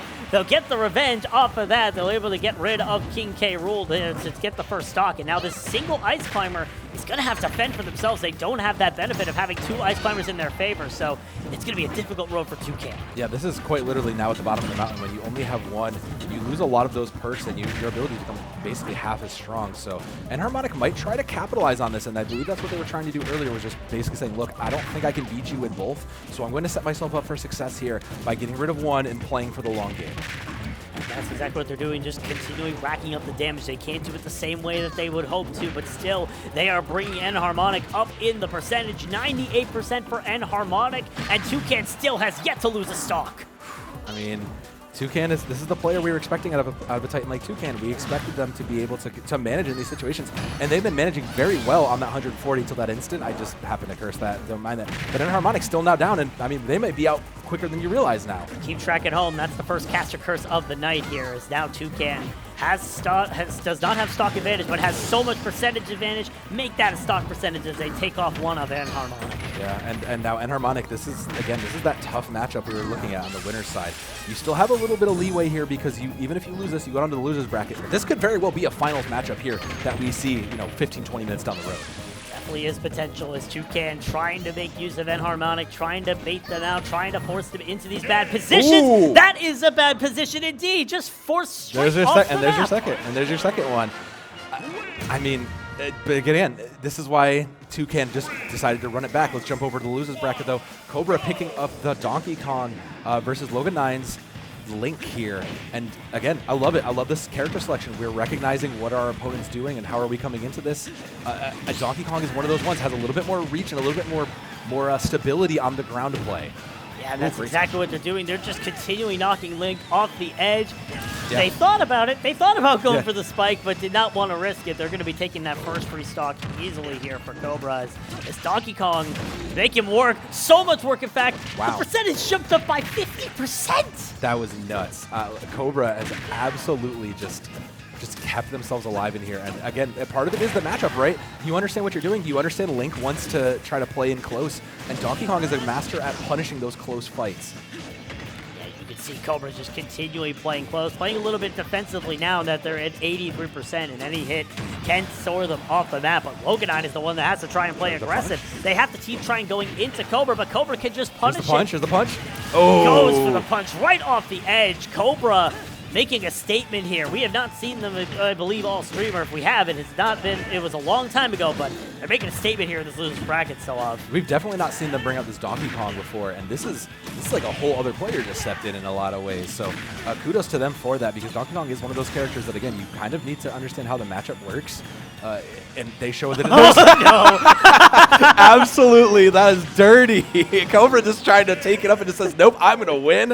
Absolutely not. I have the advantage. Look, that's what you need to do to get a win. That's fine. You are coming with me, and you are going to like it. That's what Cobra says to Loganine there in this matchup. But we head back over to Enharmonic and Toucan here, as these two players continually trying to duke it out. Right now, it is Toucan who's down a stock here. Enharmonic already having that early advantage. I mean, it's a little bit of a, again, this is one of those matches we're expecting to be close here, coming into the winner's final segment. And I mean, it's just, see, as Toucan looks like they're just in prime position to capitalize on it. Once you get Toucan into those positions where you can run those combos, he's going to be able to control this situation just like he wants. Yep, as you see Just those like that. icicles coming out. Thankfully, Enharmonic has a blade on the top of their uppy. Just knocked them back. Tries to go for the grab, a risky play as they unfortunately knocked to their demise, evening up the score between these two very high-level players. Yeah, this is one of those chases that, again, where now those small instances are going to get punished. You make a risky play, you make a small mistake. Toucan and Enharmonic are going to capitalize on that, both of them at this level, but Enharmonic is getting the better of it right now. Definitely is. Popo is shot out of the cannon. Nana, thankfully, misses the shot, unlike the last game between these two players. Enharmonic still trying to find any sort of advantage. Is going to be thrown off the edge, but is able to come back up. Toucan, 95%, Enharmonic, 66%. That percentage could mean a lot here, as Enharmonic is still trying to look for the advantage. Yeah, this is the first time we've really seen Enharmonic play a little bit more passively here, and it's just because they have to. They understand that they can't do it. We'll manage to get the space back, but, I mean, the numbers continue to tick up, and Enharmonic realizing, look, I can't win by my normal tactics. I need to try to play a little bit safer here if I'm going to try to close this set out. Toucan are able to get themselves back on the stage, but Enharmonic has the cannonball to get rid of Nana. It's only Popo now, but we've seen Toucan. They performed without their second Ice Climber in tow. As I say that, that's the second caster curse of the night, and they get thrown off the stage. Call the Popo, because we just witnessed a Popo murder there, and I mean, unfortunately for Enharmonic, they are going to be playing from 150 here with a stock up, so it's basically almost into the neutral. They'll recover, but I mean, Toucan, this is where Toucan has to turn up the heat now. He has the advantage, and he can bring it to even, and we're back to even here, Bowsy. Forces out the shield from Enharmonic and goes in for the grab to finish it out. It is even between these two players. Enharmonic and Toucan battling for a spot in the winner's finals as they both go toe-to-toe with each other. Toucan trying to take the advantage, but is currently down in the percentage. Enharmonic looking for this aggressive play, but it's Toucan to just punish it every time he approaches in their footsteps. Yeah, it's really hard for a player like Enharmonic to get in versus Ice Climbers. Ice Climbers, you know, if you've been playing in the scene, you know how they work, and you probably know most of the tricks, but it still doesn't make it easier. Even if you know what you need to do, sometimes it comes down to the micro decisions to make a difference, and right now, Toucan has been making those micro decisions just a little bit cleaner. Now Enharmonic up to 83. Toucan, however, getting knocked off the stage. The cannon unable to get them into their range. And the crown thrown off the stage as well. Enharmonic down one of their crucial range abilities. They're going to be able to get it back, though. That is crucial here as Enharmonic now has another tool back in their arsenal. Toucan, however, trying to go for that shot. The shield is there from Enharmonic to keep them out of harm's way. Shooting every projectile out to distract them. And now Nana is out of the field. It's only Popo left for Toucan. That makes the recoveries here so much more difficult. Enharmonic playing to his strengths. He's going to get the slam calamities. He's not going to send him off yet, but this is the point where any big smash can just send either of these teams home, and there it is. Toucan off the edge, and Harmonic, a stellar performance to take that game for their own and take the series as well. What a performance from this King K rule, battling probably one of the favorites coming into this tournament so off. I mean, it hurt me. Look, that's my hometown favorite right there that just got bullied, so it's going to be very interesting. This could very well be, again, the grand finals match, and when you got prizes on the line, it makes it all much harder. It makes it all much more tense and difficult when you hear, you know about how much you're playing for. When you hear the crowd respond to what happens, those ring outs, it makes it so much more difficult to focus and keep yourself in your game. Yeah, definitely. And Harmonic knowing how to play in this environment. Again, not a lot known about them, but they're able to play in this environment. As we head back over to the loser side, or I believe this is the loser side, it's Ken versus Gamer Elite. So we'll see if these two players are going to be able to do what it takes. The battle of the QTs, Pikachu versus Kirby. I feel like we just walked back into the original Smash 64 here with this lineup and stage, but I mean, it is worth noting. Ken is sitting up a stock here, and Pikachu is no joke. Pikachu is one of those characters that has hung around those top tiers for the longest time. Kirby is still a good character, one of those first ones you always pick up, but Pikachu does have a lot more on the ability side in a lot of ways. Yeah, Kirby's a good character unless you're playing melee, but here in Smash Ultimate, they can very well make more of the situation, but already Gamer Elite dropping pretty low. Ken trying to go for that Thunderbolt to knock them off the stage, but it's going to be Gamer Elite getting themselves back up, but unfortunately only for a while as they're once again thrown off the edge. They can, however, just keep flying up. Ken still going for that Thunderbolt to try and knock Gamer Elite off and get that stock advantage, but so far it's been all misses. That attack, they need to work on their accuracy so often. Yeah, they got to hit their accuracy, and the other part to that is that Pikachu can be a little bit risky, right? You have to kind of get physical when you want to play those ledges with Pikachu. You don't have a ton of ranged equipment in your favor, and you can see them spamming the Thunder just to try to make sure they can complete those KOs, but not quite able to. I'll get the copy, I'll put on the hat, and I mean, it does give Kirby a little bit of an advantage here, and every advantage matters. Any advantage is a good advantage right now. Gamer Elite continually going for the down B, just trying to catch Ken in their grasp, and it's going to do exactly that. Ken stumbles into the wrong neighborhood, gets hit by the chest, as now it's Ken and Gamer Elite equal on stocks, but 100% differentiating between them, and Ken's going to try to take advantage of it by knocking Gamer Elite out fast. There it is. With the Thunderbolt as well, finally hits it in the most crucial time. And that's what you were looking for, right? When you don't have as many tools, you have to make your tools count. So it's up to a player like Ken to really understand these matchups and how to time those abilities that way. That said, it was not an easy matchup. That was not a good, clean win for Ken. So Bowsy, when you look at those matchups and you look at the next game and you look at what's left here, I mean, it's tough. Razzie did manage to beat Enharmonic there, so I mean, it's Razzie and Harmonic in the winners finals, and we're going to see Lana Del Slay, who took that loss, coming up against the winner of coming up against Master Disaster, and we wanted to see that rematch. That was a match we saw in like game one. This is going to be so much more interesting for Lana Del Slay and Master Disaster now that they're both warmed up. I cannot imagine how close that's going to be. But I also really want to see that winners finals. Razzie versus Enharmonic is going to be insane. Yeah, definitely is. That match we just saw, Char Baby versus Gamer Elite, still going on as we speak. And the winner of that's going to face off against Master Disaster. Then the winner of that is going to face off against Del Slay. So we'll see which of these two players is going to be up to next to the Master of Disaster land, as Ken is currently flying off the stage but does have that stock advantage. Gamer Elite is trying to look for that Flaming Hammer to try and take advantage. So far, it's just been a back-and-forth affair here on Town and City. And no changes of characters also tells me that both players felt it was close enough, and they felt comfortable enough that it could have just come down to the coin flip of the decisions. There's no one looking for a character advantage, and that's something to be had, I think, for both of these players, because it was a very close previous match. As Ken tries to go for that Thunderbolt yet again. Gamer Elite still looking to try and take the first stock off of his Pikachu. They thought they'd be going for that sort of play to go for the Thunderbolt, but instead they go up for the up attack to try and get them out. Ooh, but there's the hammer that Gamer Elite was looking for, equaling up the stock here between these two players. A good counter, but it's still tough because you are still down basically a stock at 100, and you cannot afford to. You have to almost play. You have to know Ken is going to be spamming that Thunder. You have to be able to play around it, whether you just rock and stone yourself down through it, or you can't let that happen. Come on, man. You cannot let that happen. Yeah, it just goes way too high. The Thunderbolt right on top of the Pikachu. That Thunderbolt has much higher range than you may expect here. So now Gamer Elite trying to keep themselves alive here as Char Baby's looking to move on in the bracket. Still, GameACon just looking for that hammer, looking to try and knock Charbaby into the abyss with the flaming hammer. Does hit them with the 100-ton weight, trying to continue this pressure, but it's just Charbaby continuing to make the fast movement of Pikachu and take the advantage on Kirby. And both of these are lighter characters, but Pikachu does win in the speed advantage game.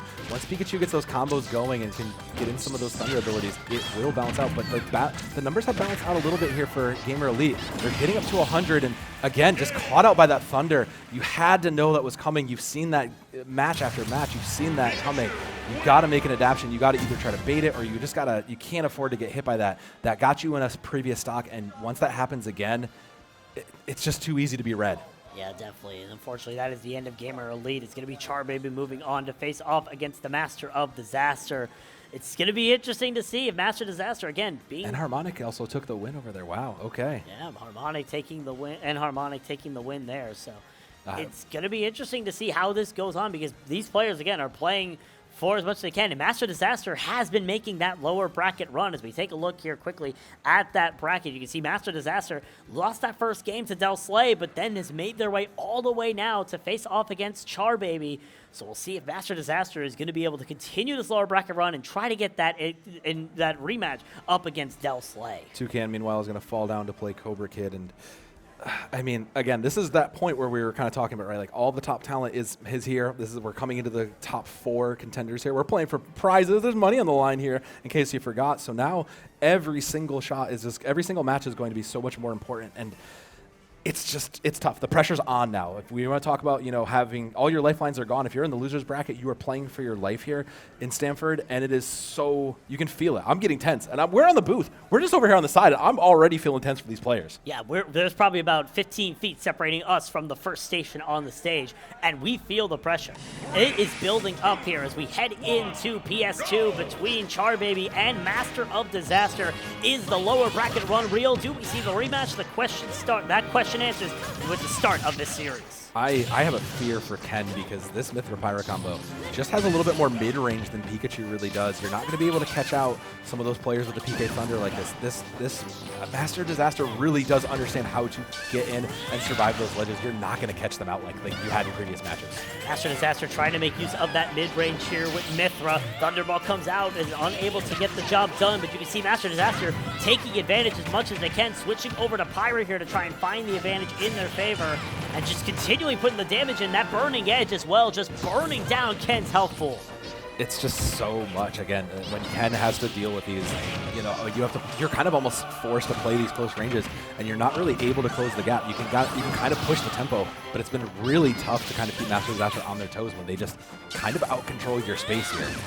Yeah, and that's exactly, well, now it seems like Master Disaster is starting to lose their grip here. It's wow. Ken, who's going to get the first stock here with 130. Master Disaster was at 116 before they got launched off, so Master Disaster losing the first stock here, even though they're playing a character that, as you've been mentioning, Soft, can technically take the advantage here. Yeah, I don't want to say this is a bad matchup for the Pikachu, but I will say that Ken has been doing an incredible job of keeping themselves alive. They'll have to use the headbutt to get in, but they'll just fall right away. And again, that's the best case you could hope for. You're at 2 stock, and Master Disaster didn't take a ton of damage for that. So now, again, if you're Ken, you want to press the advantage here. Play aggressive, and don't let Master Disaster get that damage in from the mid-range. Don't let them chip you down here.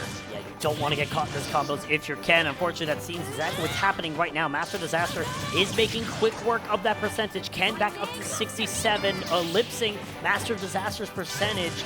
It's going to come down to if Master Disaster can keep this at bay. Ken looking for anything so far, but it's just unable to land anything. It's finally a tail slap that's going to be landing on the Master Disaster, and now that's starting to set up the combos here. Ken looking finally for that advantage, and it seems like they found something. It's something. It's a start, but you're still not really able to get yourself in a position to capitalize. As Master's going to switch back to Pyra, look for a little bit more of that fire damage in, and Ken, I mean, that's when you're a small little boy like Pikachu, 100 is basically an out. The burning edge does get Ken up into the air here. That burning edge just continually being thrown by Master Disaster, just creating that space, getting that combo, and now sending Ken to their final stock of this game. It's so hard for Ken and Pikachu here, who really just can't quite get in. Every time you've approached and tried the Master Disaster, they've just had a counter for you. I really want to see a little bit more shielding come out. You've kind of been playing to your side dashes, but there's no shielding. You need to shield if you're going to try to survive this. There's that Thunderbolt on the edge that Ken was hoping for. They did that a lot in the last game. They're using it here against Master of Disaster. But it's once again this Mythra that's just building up the combos, continually finding it. The foresight as well, going into the backline, getting in that sweep. As now Master Disaster trying to take this stock before they lose their own, as they're 116%, but Ken is moving up. Slowly but surely, you're still a stock behind though, and Ken is fighting for their life. It is 1 and out here, and I think that wheel might just be pushing it over the edge. Master Disaster, that burning edge has been their bread and butter, just continually whittling down the damage on Ken. And that's exactly what it's going to do, sending Ken all the way up. That Pokemon has fainted. Master Disaster takes the first game in the series. That's a tough matchup for a Pikachu. I think it's time to start digging into your book and see what else do I have versus this. I'm not connecting on my combos. I'm not able to get in and make my space with Pikachu. I need to find something. Maybe you dig a little deeper and play a wider range out. Maybe you match them in the sword game. I'm not sure what the answer is there, but it is that you cannot run that Pikachu back, I feel. Yeah, clock is ticking. You have to try and find something here if you are Charbaby, a.k.a. Ken.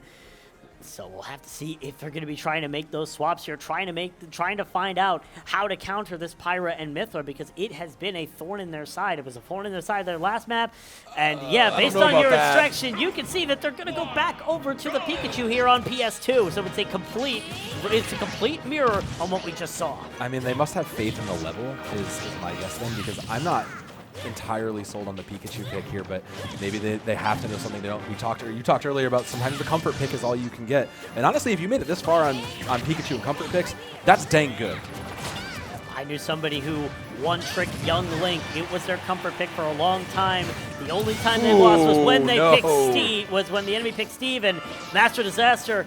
I mean, it is a comfort pick for Ken, but that comfort is starting to turn into pain. Oh yeah, that's a 0 damage stock there. By the way, this is the difference, right? This is what we're talking about when you get to these top players. They know how to dash, they know how to block, and they know how to get their combos and control the space. Master Disaster. I mean, look, they took that personally. They took that last match personally. They said, look, you're going to come in here, Charbaby, and bring Pikachu. I'm not taking this disrespect. I will punish you again. Obviously, Master Disaster not a fan of the Pikachu. Fandom That's is now dirty, Charbaby down to 1 stock. Master Disaster 14% in the entirety of this game here. So it's looking rough if you're Charbaby. I mean, you made it this far, right? You are playing for your life, but you gotta find something here, because Master Disaster has clearly got your number, and they've got you caught in their combos. Look at how quickly they are keeping up to the movements. They are reading Charbaby so well. Now Master Disaster trying to keep themselves in this game. Charbaby looking for anything here, any answers, but it's all coming up dry right now as Master Disaster is still keeping them at bay. As I say that, though, starting to see a comeback here from Charbaby, finding their range, finding their opportunities. Master Disaster trying to hit them, but is not hitting all of these shots. Now switching over to Pyra, knowing that they can knock out this Pikachu as quickly as possible, and that burning edge is just going to make it even worse. And every single hit just takes it up a little bit further, and you can see that the switch back to Mythra. They know the combo's there. The blood is in the water, and they can smell it. Master Disaster is going to clean this up. Master Disaster looking to finish it out. Charbaby looking for answers, but it's just been coming up null and void. They go for the rocket, but they go straight into the sword play from Master of Disaster. And that is going to be it for that lower bracket run for Charbaby, as Master Disaster has set themselves up, Soav, for a rematch. That's a tough rematch. I mean, that was a pretty convincing win by them. You can tell they're warmed up, but it's hard to look at this road ahead and know that you've got there is so much talent ahead here as we head to the Final Four, and I don't envy any of these players at all. No, I don't envy all of them. I would not want to be in their seats right now. The tension is building. You know you're getting closer and closer to that finals. The competition has been whittled down. And now here you are trying to find yourself in the victor's circle, and it's getting closer and closer. And now I mentioned it is a rematch. It is time for that rematch that we saw. The first match of the day here, Soav. We are getting it back here today. It is Del Slay and Master of Disaster. Oh, man, this is going to be good. Like I said, with all these players now warmed up in their prime, and now kind of having seen what they're all bringing, this is peak gaming, fan. This is it. This is where it all lives. Especially now that we're getting to the point, every single stock matters, because now we're getting to the point where all these beautiful prizes show up, and we'll get a quick look at here. Yeah, Master Disaster, Lana Del Slay, and I mean, Toucan. made quick work of Cobra Kid down there, and that's kind of what I would have expected. So Rasley and Harmonic are going to get a break before we get their winners finals, and I mean, I don't envy who has to come up against Toucan here. Master Disaster and Lana Del Slay, both incredible players, but Toucan has been grinding. Toucan is like I said, they're my hometown local. How am I not going to be excited and cheer for them on? But they are players who've done it. So let's get back into it. We're going to see the Pyromither versus the Joker here of Del Slay. This is going to be a tough matchup from these two mid-rangey characters. Yeah, definitely. We saw this matchup earlier, so we know somewhat what to expect. But Del Slay was able to take that series. Master Disaster, they are hunting for revenge. They want a spot in that lower finals to try and secure a spot in the grand finals here. As Del Slay trying to make quick work of the Master Disaster, trying to keep themselves in this pay as they both are equal in percentage. Yeah, this is going to come down to really those combos that you see everybody set up. Master Disaster had been able to get a lot of those combos in addition, but Del Slay has had the advantage on the ledge work and in the aerials, so it's really going to come down to whoever can kind of manipulate and set themselves up for success here. Master Disaster now switching over to the Pyra, going over for that Burning Edge. Trying to take advantage of Pyra's different movesets, trying to throw Del Slay off, but here comes Arsene, one of the most crucial factors of Joker, does more damage, has much more powerful moves, and can definitely hit the stock if you hit it correctly. Both players just respecting each other's space, looking for the perfect opportunity, but they are but pixels away from each other every single time. That Burning Edge is going to separate the distance. Master Disaster making advantage of that and trying to get that first kill. The Prominent Revolt does not hit. They're switching back over to Mithra. Try and keep themselves awake, but it's not going to be enough. No, it's tough, and you can see it in the middle of that with Master Disaster just respecting it. Look, I know I can't outdamage you in this moment, so I have to just play defensively, and they'll balance it out here. We're back where we started with 2 stock, and this is, I think that's what we're going to see the rest of this fight here. We're going to see these Titans just send it blow for blow. Yeah, definitely. This is the best showing of how equal these two players are, playing out of their minds in this series. Master Disaster does get that foresight to avoid the gunshots from Del Slay. Now it's Master Disaster on the back foot. Del Slay is starting to find their rhythm, starting to hit these combos. Master Disaster trying to find anything here, but so far has come up dry. But now, finally, starting to find water in the pond, getting those hits onto Del Slay and trying to equal up the percentage. It's going to be a tough spot, though, because, again, once Del Slay gets near those ledge work, they know and understand how to win this, and I have to assume they understand the matchup here. So we're even really seeing Master Disaster try to keep it on the ground as much as they can. They know they have a slight advantage if they can do that, but there's Del Slay keeping that ledge work just as effective as they can. Beautifully done. Exactly what they do. They keep Master Disaster away from the edge, making so that Mithra cannot get back on, and now Del Slay putting Master Disaster back at 1 stock, trying to take this first game in the series. Still has Arsene up. Master Disaster probably trying to avoid that, but is still going to get hit regardless here. Master Disaster looking for the opportunity, going right into Del Slay, trying to hit these combos, trying to find the advantage that they're looking for to try and take this, to try and equal up the stock. Going to have to do the best they can there because, again, keeping it on as close to the middle as they can is the best case for Master Disaster here with Del Slay. As beginning, they're going to go for the spike, look to try to make it up. They do manage to get it, and they manage to recover as well. A great read from Master Disaster here, and that's one of those decisions you have to make like we were talking about earlier. Yeah, definitely. It's a risk and reward. In that case, it is a perfect reward, evening up the stock here between these two players in this first game. Reminder, this is the first game. It's incredible to think about, but this is the first game in this series. So, I mean, hey, whoever loses this, if you lose one, you could very well make the comeback. It all determines on how well you can do, but let's focus on the present. Master Disaster starting to get a little bit weak here. Del Slay has been able to have their numbered, and that is not what you want to see if you're Master Disaster, missing these critical sword slots to try and get that damage number up. Again, just not really able to get themselves in a position to play passively and break here. They're at the breaking point. Master Disaster, you can see it. They're not pushing the ledges. They're not going to try and force these outs yet. They just want to say, look, I want to get damage in. I want to make sure I'm in a space where I can recover, and that's the best case scenario for them right now. Master Disaster switches back over to Mithra. High percentage, but it's Arsene helping Del Slay get that crucial pick, and now putting Del Slay 1 game up.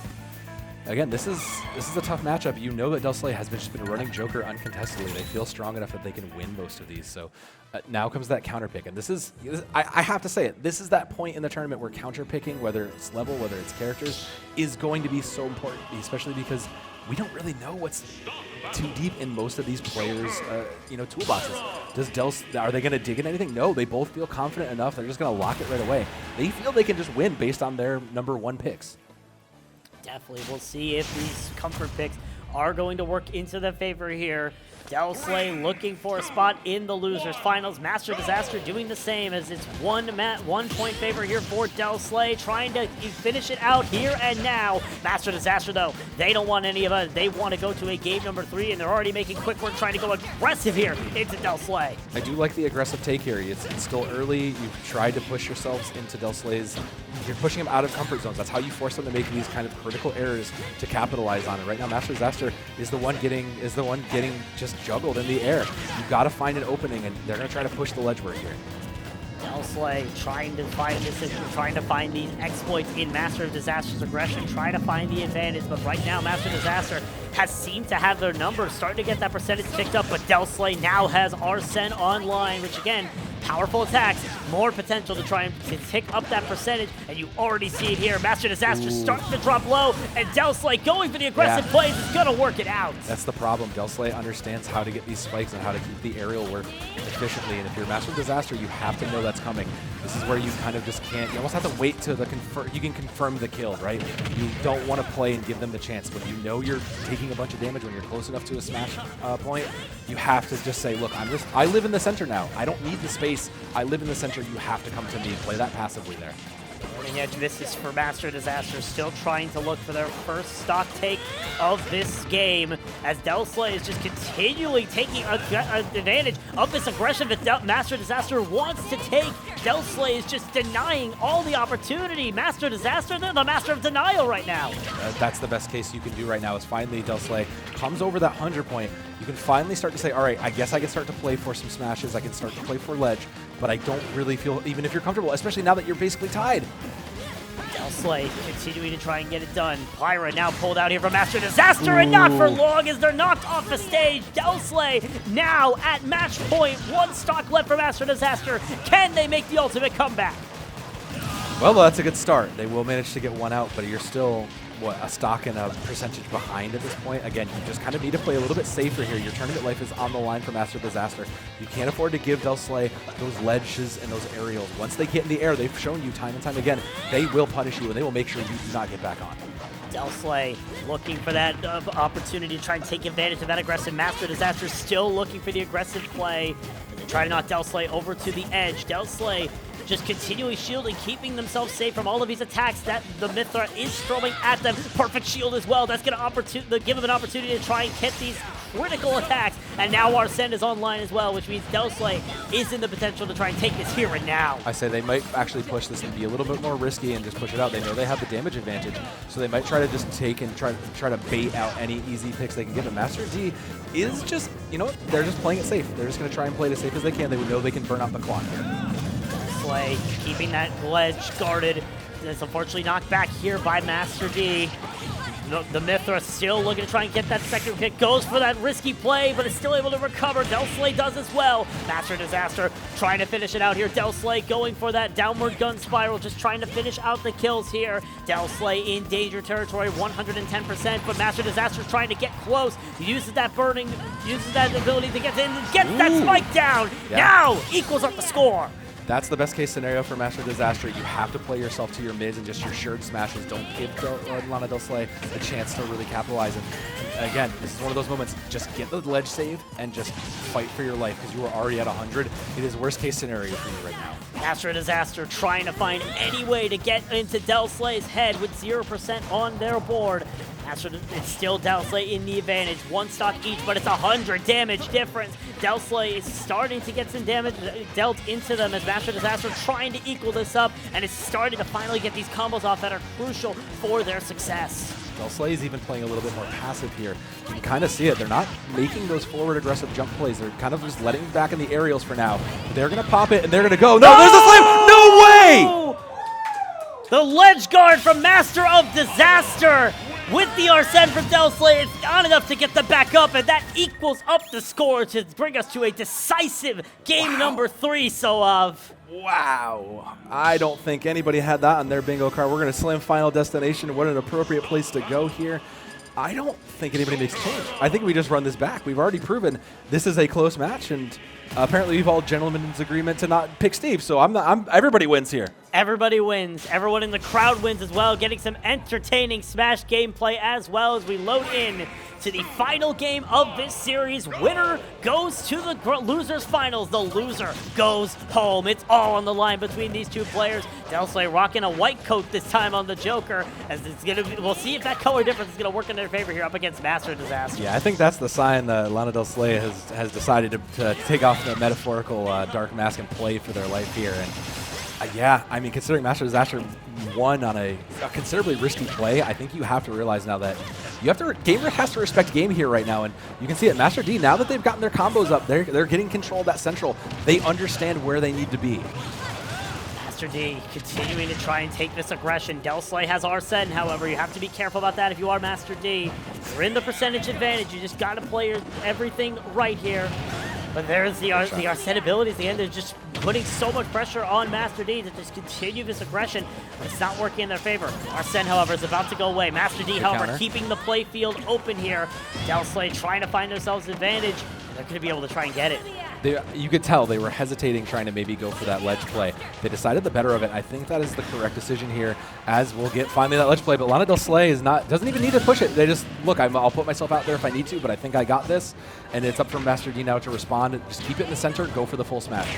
Master D has that percentage advantage right now, 134-7. They throw the Burning Edge, unable to finish out the hit, but there's the hit that they were looking for. They knocked Del Slay off the map, and while it may not be a final blow, that one will be. They equal up the score line. Yeah, let's not get crazy here for Master Disaster. Let's just get a nice, safe win. Let's keep it away from the ledges, because Lana Del Slay is clearly winning those aerial fights versus you. I said that. They did win in the last game on an aerial, but you can't always account for that. I don't think you're feeling safe enough that you're going to bet on that if you're Master Disaster. Delsley starting to get the percentage advantage in their favor, halfway to an Arsene. Master D trying to find that advantage, but has been missing some of these sword swipes that are crucial. Does get that fade away, does get that counter to try and keep themselves away from the Joker's attacks, as Delsley is still looking to try and get this in their advantage yet again, but Master Disaster is looking to keep this in theirs. Yeah, but they're in a dangerous position here, because now we're in that ledge work that Del Slay has been known for this tournament, and they managed to live for now, but that number just creeps higher. They'll get the swipes in, but it's a dangerous position. They're going to go for that. No, they both recover. Oh, great slam.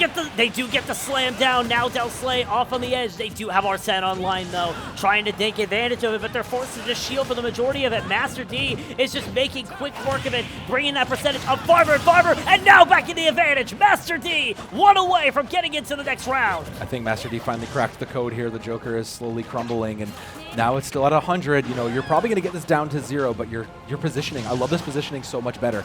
You're going to get forced out and lose this one here. That's fine. You have one more to go. Master D is going to lose that second stock here, as now it is an even playing field. 0%, one stock. Both of these players eyeing that losers finals in their grasp. Who goes on to win it is the question. Master D goes for the aggressive play. Del Slay trying to find any way to break through it, but so far Master D has had their number so far on this stock.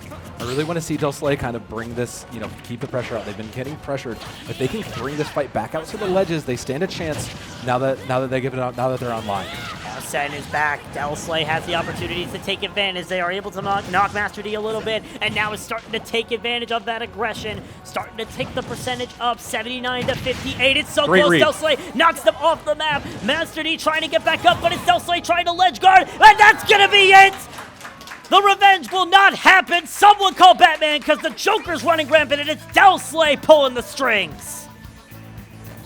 Tough matchup. That was an incredible matchup leading into that, and that was exactly what we expected out of Del Slay, right? We knew that they won on the ledge work. Once they got that high enough percentage, and once they were able to get the match where they wanted it to be, it was game over. And that was really what kept Master of Disaster in control and kept them alive for most of that. It's the fact that they kept their spacing in the center of the ring where they succeeded the most. And it was a great run, but unfortunately for Master of Disaster, they're going to go home. They'll have to try again next year. Yeah, definitely. But what a strong performance from Master of Disaster, going that loser bracket run.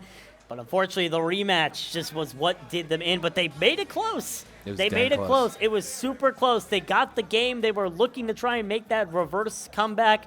Unfortunately, it just wasn't meant to be, but now Del Slay is now on to the losers finals, and their opponent is someone that we've talked about quite a bit on this show so far, so it is Toucan. Toucan and those Ice Climbers has just been a tour de force, really struggle. You know, they're considering their first loss was, you know, just a round or two ago. It's going to be very interesting to see what happens when we get this Joker versus Ice Climbers matchup. You really think about both of these players how they've been grinding, how they've been playing well today, but Toucan just is playing, you know, almost was playing pretty clinically on that Ice Climber, so I'm very curious to see how these two players match up. You have the ledge work of someone like Lana Del Slay on the Joker versus, you know, just a very, they understand it. I wonder if Toucan really knows this matchup. This is really going to be a great check for both of these players. Yeah, definitely. It will be a check to see if these players know how this matchup works, if they're going to be able to take advantage of it here in the losers finals. Again, it's going to be a close affair. Both of these players playing their hearts out in this matchup. It all comes down to which player is going to get the better of their adversary at the end of the day. As we're about to load into the game here, so it's going to be interesting to see if Del Slay can continue their run in this tournament. I mean, they've gotten this far, and I have to assume that they're going to stay on Joker for now, as it looks like they will be loading in. I don't know that we're going to see many 2 surprises, but I think we're going to see some of the most clinical play here in Stamford as we load into this losers finals. Absolutely, the losers finals are on. It is Toucan versus Del Slay here, starting off on PS2 as we can get into that game momentarily. There we go. Toucan on the Ice Climbers, Del Slay on the Joker. They've ditched the white coat this time, so now they're trying to play for everything they can, and they already got Arsene. Meanwhile, Toucan, that's their first bit of damage. It's been 20 seconds. Yeah, Toucan has just been a dominant force already, just coming out and saying, look, I understand. I've been watching you. I know what's up here. I know how to beat this. This is a matchup you have to assume a player like Toucan has seen dozens of times, and they are showing it on this too. Yeah, they know, understand it. They read it. They read it perfectly. Read it perfectly. Kept that Joker away from being able to get the hook shot back onto the ground here as Toucan already tried to make quick work of Del Slay here, trying to find their way back into the winner's side of this bracket, or find their way into the grand finals at that. Toucan trying to find their way forward, trying to continue this. Del Slay looking for any opening, but the doors are being shut in their face. Toucan seems like they are very mad they lost that first match. I don't blame them, but Del Slay is fighting back pretty well. Now they're going to get it, but again, this ledge work is going to be where it comes in, and I think they need to take a book out of a page of the Harmonix book here and just make sure they can separate these Ice Climbers. Yeah, definitely. That is the goal. The Ice Climbers are better as a duo. Separate them and you're in a good state. We saw that earlier when the Toucan fell into this loser bracket, but Del Slay has been having trouble, it seems, trying to get that exact recipe. They are going to knock Popo all the way off the edge, but it's going to be Nana there to keep them alive, and they are able to get rid of Popo at the end of the day, evening up the scoreline. I mean, you say that it's even, but it's IC 132 on the side of Del Slay, and I don't know how much more fight they have before Toucan just hits a combo and just knocks them off to balance it, to put them back in control here. Either way, Toucan just, you know, a little bit more respectful this time. Acknowledges, look, all right, you got me the first, you got one of my stock. I have to at least acknowledge this matchup here. I'm going to play a little bit more defensively. I'm gonna make you use your range tools to chip me down. Del Slay has Arsene trying to make advantage of those range tools, but has not been able to find anything because the shields have been there from Ice Climbers just to keep them safe. But now they find an opening, at least until they're frozen solid. They're able to stay in the ice to make it so that they're not knocked up by the Ice Climbers. A smart play there from Del Slay to just stay frozen to make sure that you can stay alive. And this is the point where those smart play matters, right? This is where prizing happens, so it's still match one here, but that is a great cleanup from Toucan. And I mean, Del Slay has been fighting for their lives here, but this is a different kind of boss. Fool me once, shame on me. Fool me twice, shame on you. Toucan knew Del Slay was going to go for that move and then just waited for the perfect opportunity to then hit the combo to get rid of that stock. Del Slay now at 1 stock, Toucan at 2. As these two players just continue to battle for their chances at glory, are sent back out for Del Slay, trying to find the second stock onto Toucan. I actually respect Del Slay just kind of playing until they build up the Arson and just kind of knowing, look, I don't think I'm going to win in the neutral here. I'm going to make sure when I'm going to play until I have the advantage, and then I'm going to capitalize on that. Knockdown on Popo off the stage. Nana is going to get knocked out. Popo now a single being here. Can Toucan try to take off the stock? The answer is no. Del Slay is going to even up the scoreboard once again in this first game. Toucan and Del Slay now both at 1 stock. tough matchup, though, and Toucan's pushing right back immediately, just knowing, look, I've got a numbers advantage for the time being. I need to push this. But Delslay getting a little bit more aggressive, and I really do think that's the right play. You know you have nothing really to lose for here. You're on the last stock. You're a little bit behind. You have to just try to play to set yourself up for those aerial successes you're so good at. Toucan still at a higher advantage, now putting Delslay deep into red territory. Arsene is initiated, but they won't even be able to use it. Toucan knocks them off the side of the stage. First game goes to Toucan. Yeah, again, Toucan has probably seen this matchup before with how popular Joker has been in the scene. I feel like Toucan just kind of has a, I don't want to call it a distinct advantage, but definitely has seen this before. This is definitely something they've gone through before, so they understand how to win that. We're going to go to small battlefield next here. And, I mean, do we see a counter pick? I don't know that Delslay has much else. Yeah, it's just going to be the Joker, and I think they feel comfortable enough. I don't see a reason not to. I do think that in a different world we'd see a different pick come out, but I think this is the best.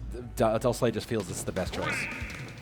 If it works the first time, why fix it? Toucan going to be sticking on this Ice Climber. Delslay is running the Joker yet again, which again we've seen this entire day, but they've been able to bring it close here up against Toucan. Again, losing to one stock is no laughing matter. You're contending with one of the best here in this tournament. You just have to try and find those right opportunities here.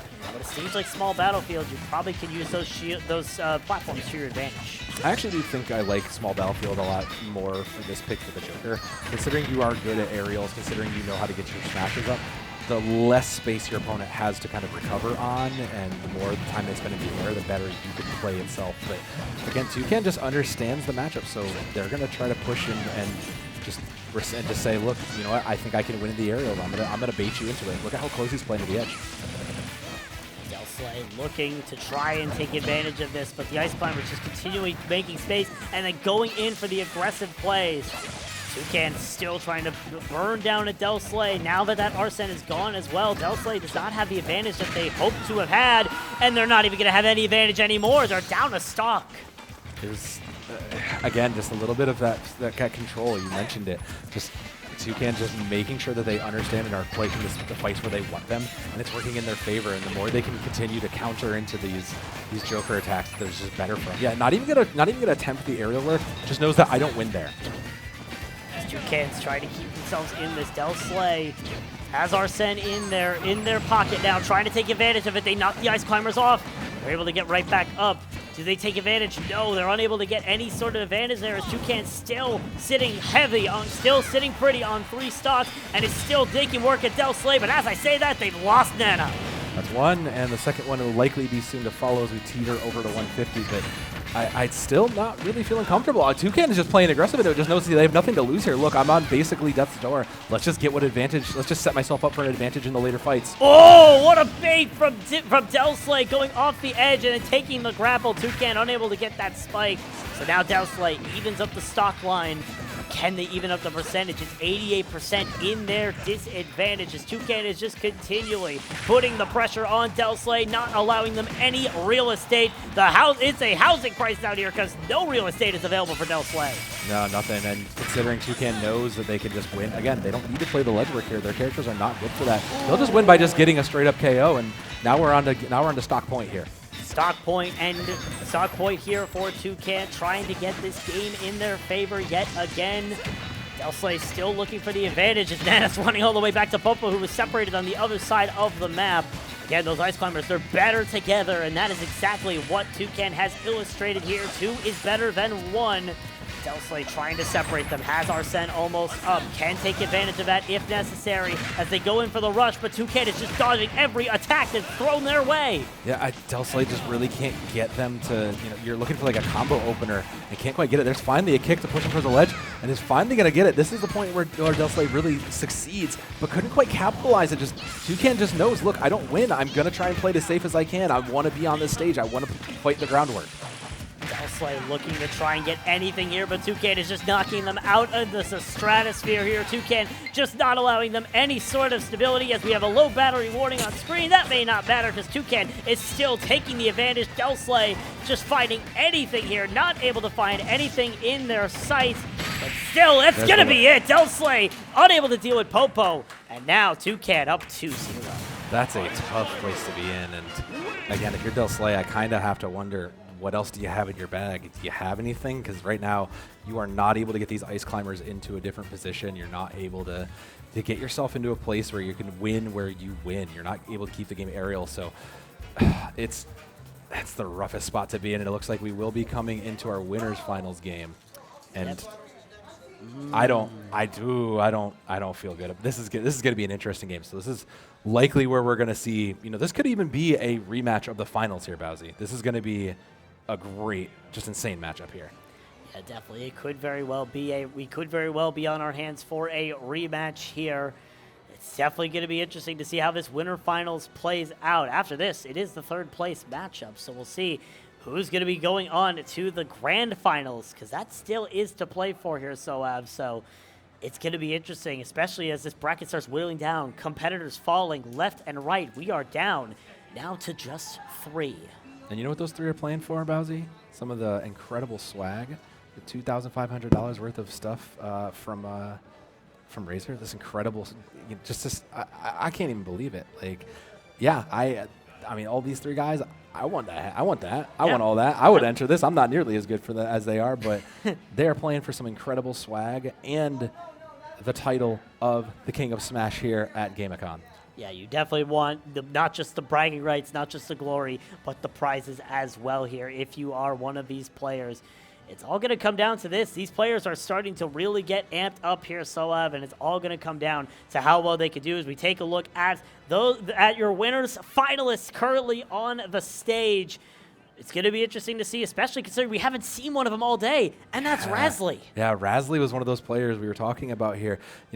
Typically we've seen them around the scene, the local scene. They're more of a doubles player, but they're still a grinder, and that's kind of the difference, right? Is if you're a grinder in the competitive scene, you've put in your fights, you understand your matches, especially in the doubles. It plays a little differently, but there's still something to be said for being up and playing, and grinding out in wherever your local PC bang is, wherever your local gameplay is, or even here at the LAN. Like, you just kind of have a different experience. It's a different level from just picking it up and playing with your friends like a lot of us are used to. Yeah, definitely. There is that different level of experience. Again, you're in front of a crowd. You're playing on a stage. Yeah. You're playing next to your opponent in person. Like, we're sitting here right next to each other right now. So there is a different environment at stake here. It all comes down to which player can be the best when it matters. And it's really tough when you know that Enharmonic's King K. Rool has just been a dominant force. King K. Rool is not a character you really see a ton of in a lot of times. Sometimes it's a pocket pick, but sometimes just having an oddball character that you're really good with just goes the distance. And I don't want to say that that's what got into Enharmonic here, because Enharmonic has shown that they are just a quality player. Yeah, definitely. Enharmonic has been one of the strongest players here. It's going to be interesting to see if they're going to be able to match up to the competition. Again, they took down Toucan, who, again, was one of the favorites heading into this tournament. Can they take down a second Goliath here? Being an unknown, no one knows who, no one here knows, or at least we don't know who they are. We don't know who they are. People out there are probably going to know who they are, but definitely it'll be interesting to see if they're able to take this to the top level. Yeah, we've not seen Razly on stream, so I'm very interested to see what happens. Maybe they've just been running Steve this whole time in the background, and that's why we've not been showing them, but who knows. But I'm very curious to see. We'll lock in the stage, and we'll see what they bring. Yeah, and Enharmonic is going to lock in King K. Rool, unsurprisingly. And, now sees that matchup. It's going to be the Richter. Richter coming in, okay. Definitely a ranged character. Richter is known for being able to just spam those ranged abilities and keep you at bay.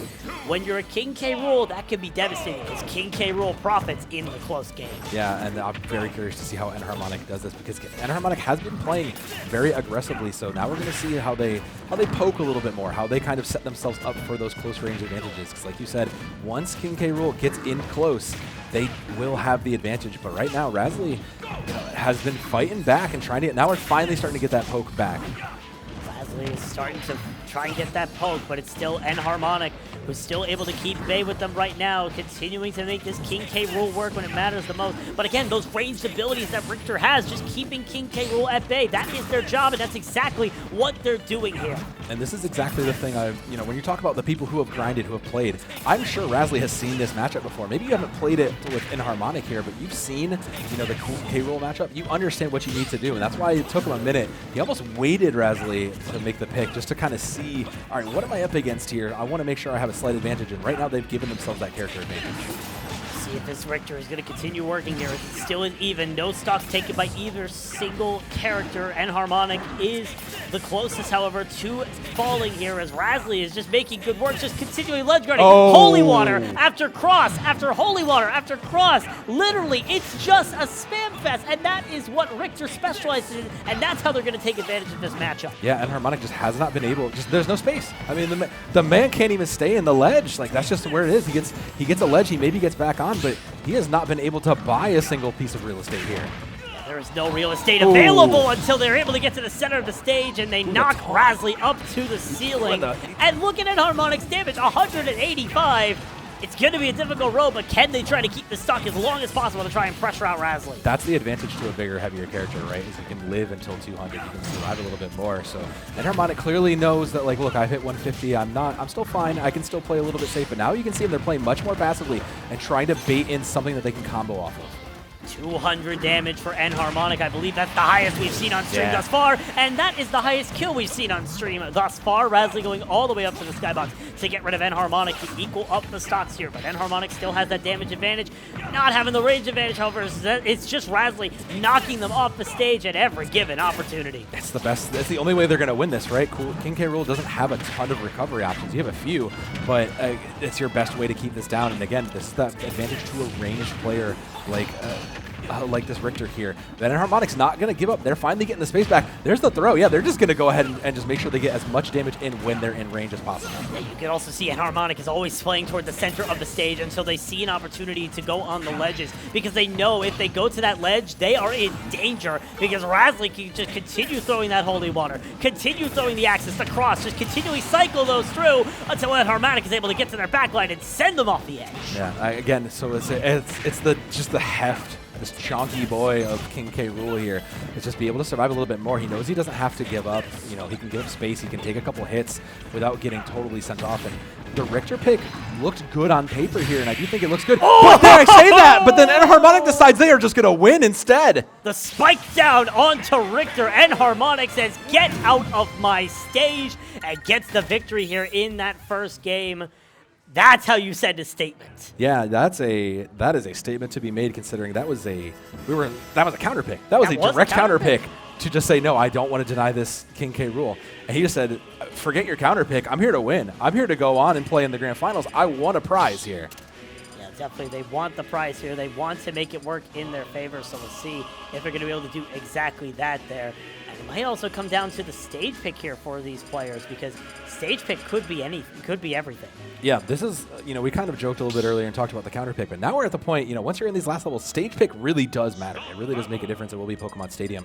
And, Enharmonic's going to run it back. What's the plan now here? We're going to go to Simon, the other Belmont. Going over to the other Belmont here. Maybe Simon will work a little bit better for them than Richter did. So we'll have to see if it's still going to be Enharmonic controlling this game, or if Razli is going to try to answer back. But you already see, again, those ranged abilities coming out from Razli, trying to control the space as fast as possible. It's still tough, though, right? Because, yeah, you have the range advantage, but Enharmonic has proven, look, I'll just tank all this. I will just fight through this, and eventually I will get to you. And once I close that gap, I will win. And that's been the key to his success right now, is just once I close the gap, once you let me in, I will just punish you for it. And Enharmonic is trying to use their range ability, but he's just getting knocked away at every opportunity. Razli has just been sending them over to the edge of the stage.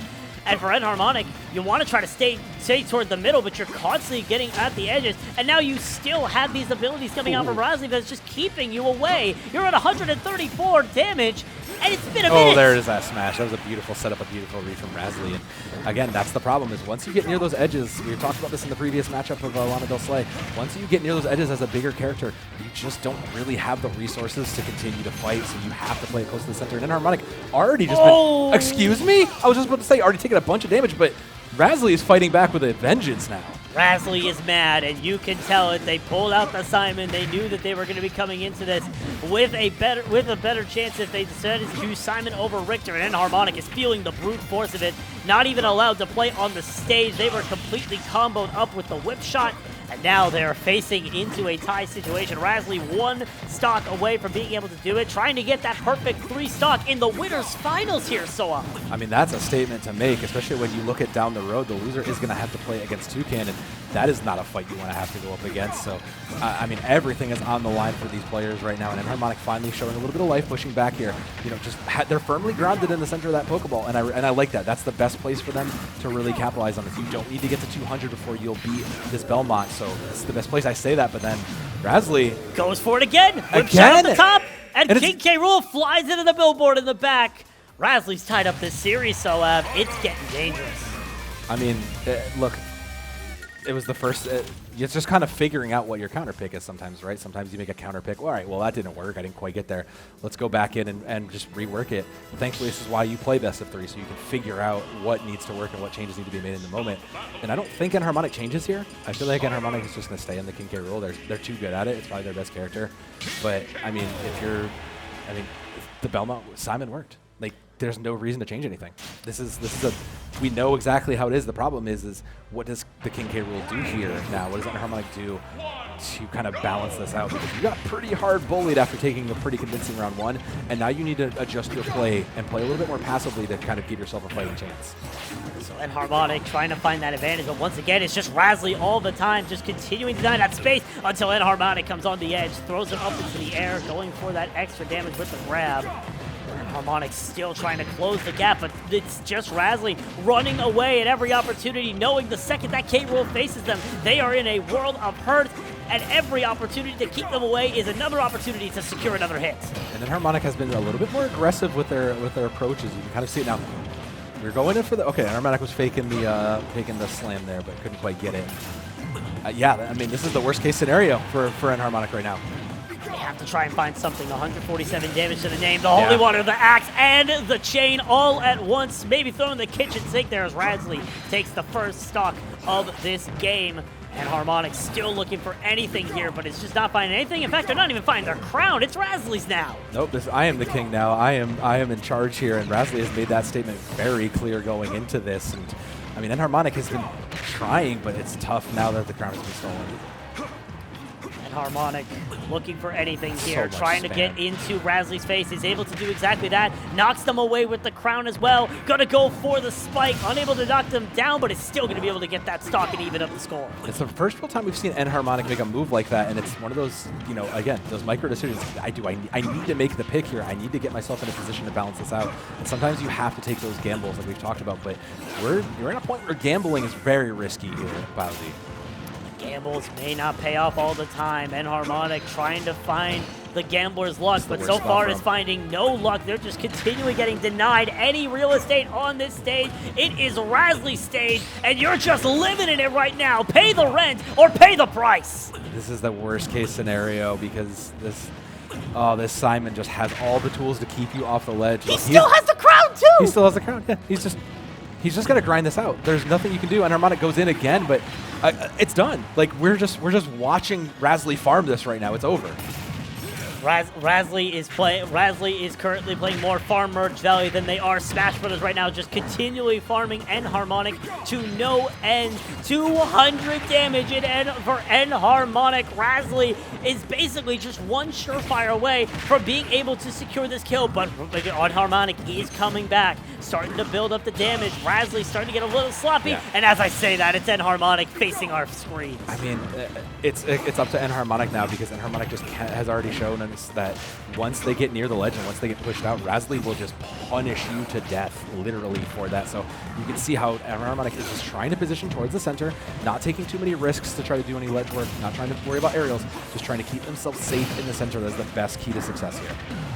Enharmonic looking for the advantage. Razly, 100 damage. It's going to be Enharmonic getting that grab, throwing them off the edge. Goes for the crown swipe, but they're able to dodge it, but they still get knocked up into the air. It's even stocks here as Razly is looking to try and take this match as they're already putting so much damage into Enharmonic. The Axe misses. The Holy Water misses. It's been Enharmonic just trying to dodge every single bullet like they're in the Matrix, but Razly is continually throwing them, and there's seemingly no hope for Enharmonic to keep themselves alive for this long. This loop is just repeating. They need to get themselves out of it. They finally do, but it's not enough. And now we're just on the other side of the map, and Enharmonic fighting just dangerously trying to get to the center.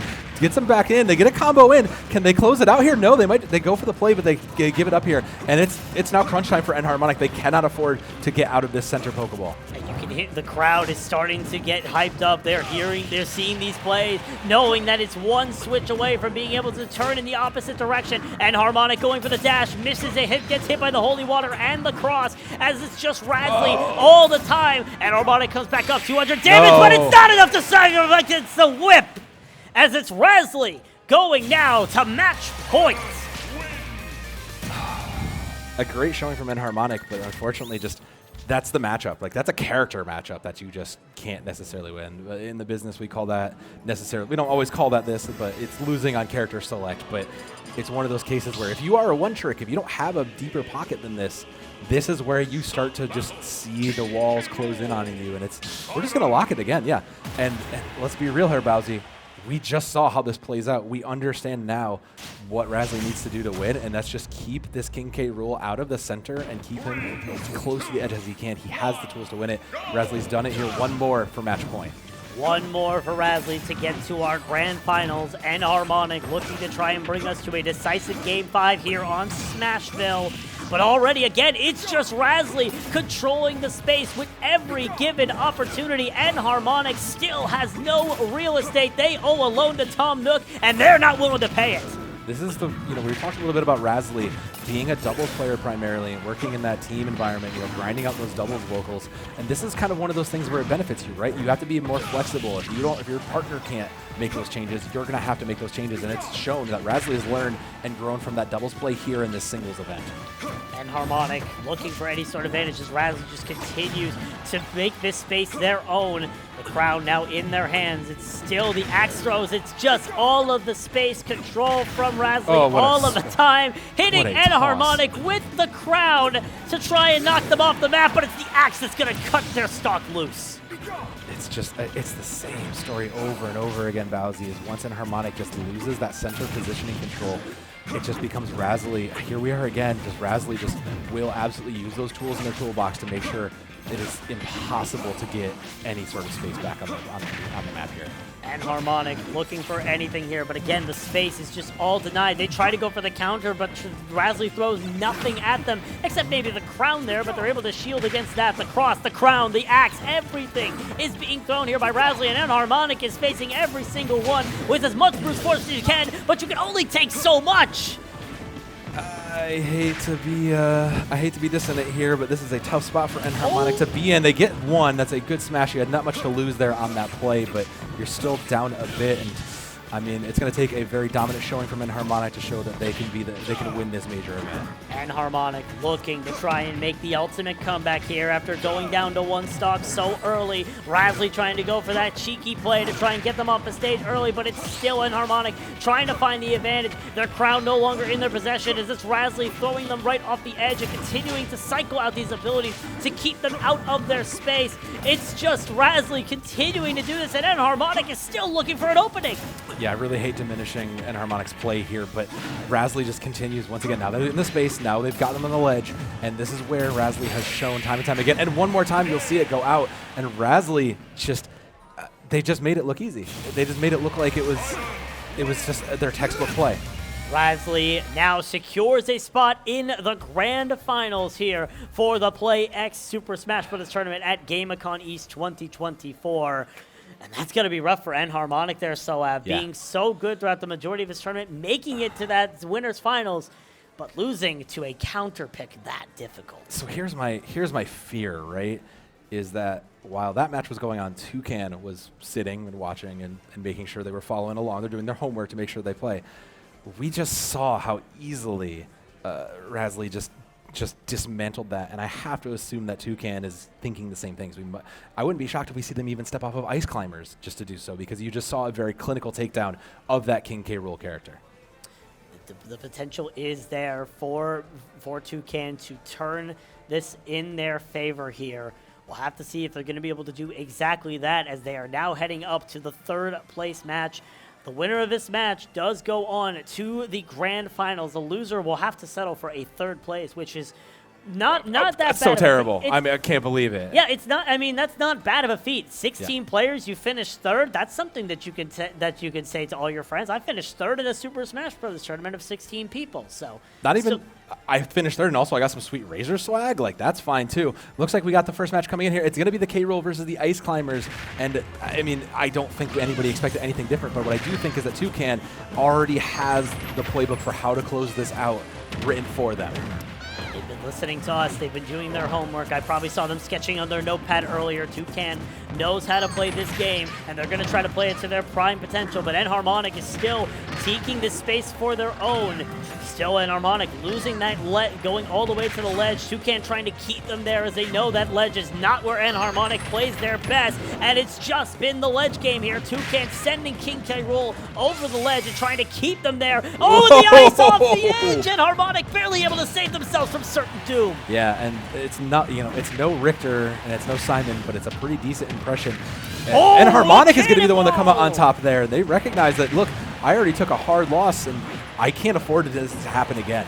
They hit Toucan off the edge of the map, threw the cannonball out. I believe the cannonball was sucked back in, and then they hit Toucan again to get that first stock. Toucan is going to answer back here, evening up the score lines. So now it is 2-2 stock here in this third place matchup. Enharmonic looking to try and find that advantage. Toucan continuing to try and keep them at bay for the most part. But Toucan is just continually trying to juggle. Enharmonic is staying in the center of the stage and is trying to make quick work of him. As already you see Nana flying off the edge, able to save themselves so. I was going to say, the interesting thing about this matchup in particular is that you do have two characters that really do want to focus this ground center game. They don't necessarily want to play the ledge work, but it does have a little bit of an advantage for the edge work and the aerials for the Ice Climbers here. So Enharmonic, it's a better situation, but it's not where you want to be still. Enharmonic getting thrown off the edge. It's Toucan trying to keep the ledge game. They missed that ledge grab to try and keep Enharmonic off. But still, Enharmonic is getting battered around like a beach ball right now, just trying to keep themselves alive in this matchup. 123-62 here so far in the scores, but it's Enharmonic who's starting to count up the percentage of Toucan. And there goes Nana. Popo now alone. Enharmonic needs to try and make quick work of this to try and get that stock advantage.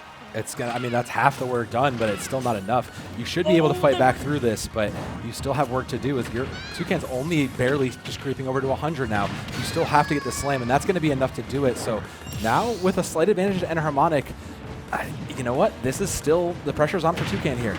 Enharmonic now with the stock advantage. Toucan looking to try and counter it. Perfect shield comes out from Toucan to deny that attack from K-Rool, trying to equal up the stock.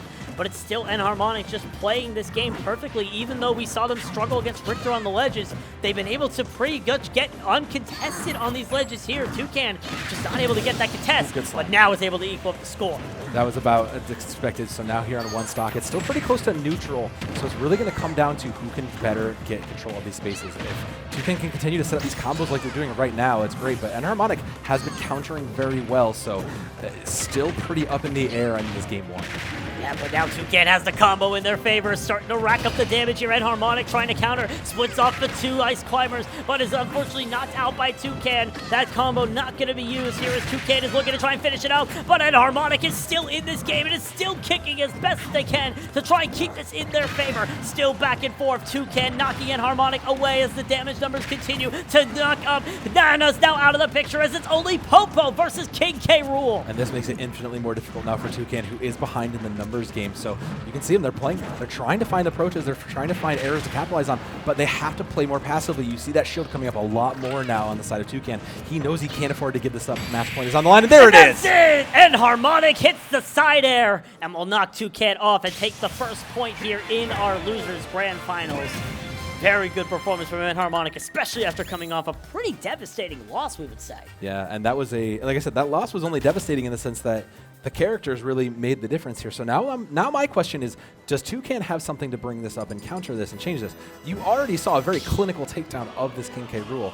Are you just going to run it back on the Ice Climbers, or do you have something else in your pack that you can pull out? They do. They do. They have a sub pick. They're going over to the Pyra and Mithra. which, I mean, we've seen the Pyra and Mythra before today. We saw it earlier in the loser's bracket. So, Toucan showing us something new here, a different pair of characters, and they aren't working together. The question is, can it work against this King K rule? So it should work a little bit better in their favor now that you're a little bit more mid-rangey and you do have a little bit more aerial control. I do think that this is a good adaptation and a good counter pick, but it still requires getting a bunch of damage in on Enharmonic and getting them near the ledge in the first place. And Enharmonic hasn't had to change anything. All they've done is just say, look, I need to adapt to you. My game is perfect. I will adapt to what you bring. And they are showing that they're adapting almost fairly well. This is a common matchup for Enharmonic today. Oh, wow. And they spike him before they were even able to get the ledge grab. Enharmonic definitely has read this book before, knows every single act and how it plays out. It's on to Toucan to try and turn it around here. They switch over to Pyra to try and get the damage in their favor as Enharmonic trying to find their way back onto the ledge, and it is Toucan getting that ledge grab, but unfortunately misses the shot there. And Harmonic now ranking up in the damage numbers, up to over 100%, but again, we talked about Soab, it's a heavy character. It's hard to get them off the screen. Yeah, you're not going to be able to get a knockout here, so you're going to have to try to play for these aerials. And now at 130, you're in a better position to get it, but you still have to make sure you hit your combos on the ledges and make your air work clean. We're at a point where you're going to get punished if you just miss up and make the slightest mistake. Now Enharmonic trying to keep themselves in it. Toucan does go for those aggressive plays, but has been unable to try and knock them off, and Enharmonic is making it well known that you just can't knock him off right now. Toucan goes back over to Mythra, but it's still Enharmonic knocking them up into the air. Toucan is trying to finish it off, but Enharmonic is making them pay the price, and there you go. Enharmonic loses their first stock, but already 73% taken by Toucan. Yeah, it's earned, but it's still very difficult. And this is what I wanted to see out of Toucan in these adaptations. A little bit more aggressive, been punishing, not letting Enharmonic, making sure you're juggling and keeping these combos moving. I say that, but then Enharmonic fires right back. Yeah, the super armor keeping them safe there from that sword slash, is able to get that combo off. Enharmonic now looking to try and get that second game in their favor. Toucan trying to equal up the score here on the stock, maybe even in the matchup, but it's been a rough road here for this person. Switching over to a Mythra, and the counter is not going to help that. Only do so much there. Great slam to close it out from Toucan. Knew exactly what was looking for, denied that ledge grab. So great read. 1-to-1 stock here, and Toucan's only slightly ahead. But in these smaller characters, those numbers are going to add up quickly. Enharmonic trying to finish it out here and now, trying to get over to their second game and match point. Toucan, meanwhile, trying to finish it out, trying to equalize the score. Great but shot. They're not even going to be able to get Great a chance slam. to do that. Enharmonic goes in for the slam, and is now at match point to go back into Grands and get revenge up against Rasley. You have to be a little bit concerned if you're Toucan, because if this was your counter and you're ace in the hole, it didn't take. It wasn't enough. And yeah, you tried to play a little bit more mid-rangey, but you can't. I have to assume if you're Toucan, maybe this is a matchup you haven't seen a ton of before. I don't know how many. I'll admit it. I'm not deep in the Smash community, but I don't imagine there's too many King K. Rool players out here. So you really got to dig deep and think, all right, what am I doing? What am I doing wrong, and what do I need to do to adjust this? And Harmonic's, of course, shockingly going to rock in the King K. Rool. How does Toucan respond? He's going to go back to Ice Climbers and just decide, look, this is where I'm most comfortable. I think I can win it here. If they're going to go out, they're going to go out with what they know best here, trying to bring it close. One more match for Enharmonic sends it to Grands. Can Toucan try to equalize the score here on Final Destination, try to get their first match win of this series, and already they're getting quick work, getting those combos off onto Enharmonic. And those combos have been the key to keeping Enharmonic just damaging. Even though it's not a lot of damage, every single point matters in a huge, thick boy like Enharmonic is playing here. Toucan just continues to get this combo game, and Enharmonic continually flies off. Toucan missing some of these icicles could cost them, as Enharmonic just trying to get that ledge back up. Now it's starting to get knocked down to the depths, and is starting to lose their grasp. Still able to stay alive for now, at least until they're frozen. Toucan just trying to finish them off quickly, and has already taken that first stock. That was a great read from that. Just says, look, I'm just going to sit here and chip away with you, just like what happened to you last game. And Toucan knows that they can probably do it a little better here on Ice Climbers. They just have better luck, but immediately gets sent down. What a great slam to counter that. Yeah, good slam there from Enharmonic to counter out Toucan's play. Now Toucan down one stock, trying to equalize this, still in the equalization, trying to get themselves in the advantage yet again. Enharmonic, however, is making use of their space, starting to knock them off the map, and is starting to separate these two Ice Climbers. Again, 2 is better than 1, and if Toucan's Ice Climbers are separated, it means bad news bears. I mean, that's the best case scenario, but they are fighting back, and Harmonic is, again, struggling to just, again, this is where they've been all these last 3 games, struggling just to keep themselves, just getting themselves onto a ledge. I mean, I have to imagine that control is grounded with how many times they've had to up smash here. Harmonic trying to keep themselves in high percentage, but is knocked up into the air. Toucan trying to keep them up there, knowing that they are not really suited in the air style. And once again, just continuing knocking them up. And Harmonic is not allowed to touch down. This airline is not allowed runway space, and they are staying in the air. Not much like most Boeing planes. He's pretty grounded right now, so it's going to come down to everything. It's going to be, and Toucan is just fighting, just knows that they cannot give him a space to breathe. Now Harmonic on their last stock. Toucan at 2. All comes down to if Harmonic can take advantage of this. 100 health left for 100 damage for Toucan, but already Harmonic has equalized the score. Nana falling off the edge. Toucan's able to get them back on, and now Harmonic trying to get the ledge guard, unable to get the cannon shot off. Toucan looking to try and equalize the score. They're getting knocked off, and now Nana's out of the picture. It's only Popo. Toucan has the opportunity here to try and equalize, but is unable to get that kill before they are sentenced to their death. Toucan does have the lead here with the 100 points already on Harmonic, but Harmonic is now in that positional game where he has the cancel! Ooh, good the shield cancel. break! Oh, it's and over. Goodbye It's to done. K-Rool! Toucan is back! Toucan has decided not to lose today, Bowsy. It seems like we're going to get closer to at least 4, and I know we're all excited about that. And it was the right pick to come back to. Yes. I mean, yeah, we have prizes for 3rd place. We don't. I mean, who wants to go out in 3rd place though? No one wants to go out in 3rd place. We got prizes, but that's fine. If you're Toucan, it's not about the 3rd place. It's not about the prizes. It's fighting for 1st. You are fighting for the victory here. If you are Toucan, it's all going to be on if you can make it work here. Now heading back over to Battlefield, and Harmonic still at match point, but Toucan is looking to try and get to it themselves. I mean, Toucan has to have a new breath of life here, and with that, especially now that you know you've won, you're probably feeling after game 1, no, this should have worked. Something went wrong here, and now that you kind of are back in position, you know what it is, you're feeling a little bit better. But Harmonic on a stage now with a few more platforms on it, this denies a lot more of those aerials. You have a lot more ability to reposition and avoid those combos. So I think Harmonic's choice here of level is going to be a huge factor in this. And Harmonic trying to keep themselves in the advantage. Oh, but Popo's all the way to the edge. Nana has to go sacrifice themselves to get Popo back up. And that could be devastating for Toucan. You're down one of your duo. It's only Popo right now. And they're looking worse for wear, going all the way to the edge of the map. They stay alive, though. And Harmonic has not dealt with this Ice Climber just yet. If Toucan can get a stock here, though, it is massive. Every chip damage, though, on Harmonic is huge for Toucan down the road, right? You know you're not going to get it. Or he can just get the limb, too. That's also fine. I was expecting Toucan to struggle and just take whatever damage they can get. Toucan's decided they're just going to get the stock instead. What a rebound for Toucan, losing Nana so early, but is still able to get that first stock here from Harmonic. Now, it's just a matter of survival. You realistically, you can't get a second stock here, can you? Just try to survive it out, get as much chip damage as you can into Harmonic, and try to see if you can set up for another stock take once you get Nana back in the fight and you lose that stock. Yeah, this is all just bonus damage right now for Toucan, essentially. You are living on a dream and a prayer, and I say that, the prayer is almost on its way out, but yeah, every piece of chip damage here just makes your next fight easier and keeps you alive in this finals. I say that, but bye.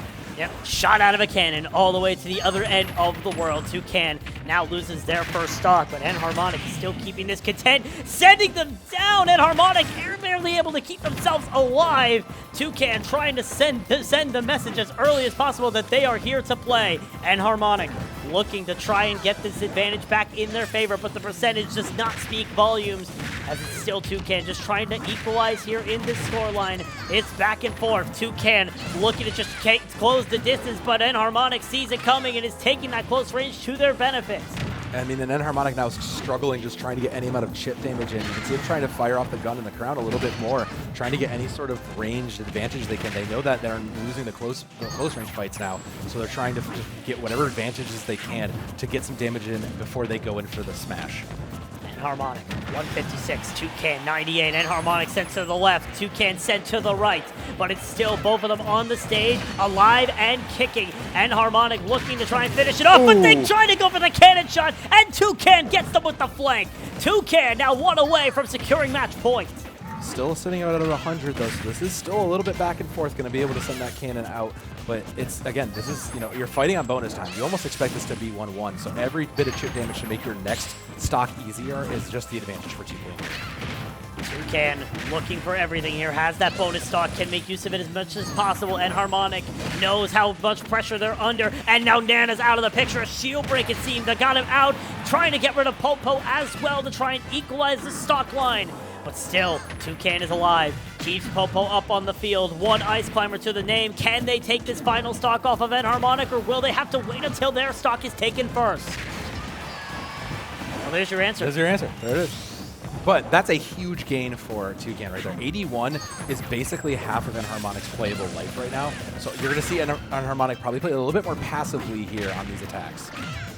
And Harmonic has to be careful, knowing that one fatal hit can send them into the abyss and to a game number 5. Toucan looking for that perfect opportunity, trying to get these ledge grabs as Enharmonic is just playing the distance game, throwing their crown, looking for the cannonball, just continually putting the pressure onto these opponents and trying to find that advantage wherever it may be. But it's still Toucan finding the distance, finding these combo kills, and racking up the damage more and more as Enharmonic's bar goes higher and higher. Still at 150, you probably have about 50% before you're really getting sent out here. Meanwhile, Toucan at 85 is probably close to losing Nana here soon. So I say, yeah, just as that. And that's one down. So now suddenly Enharmonic looking really good to clean this up.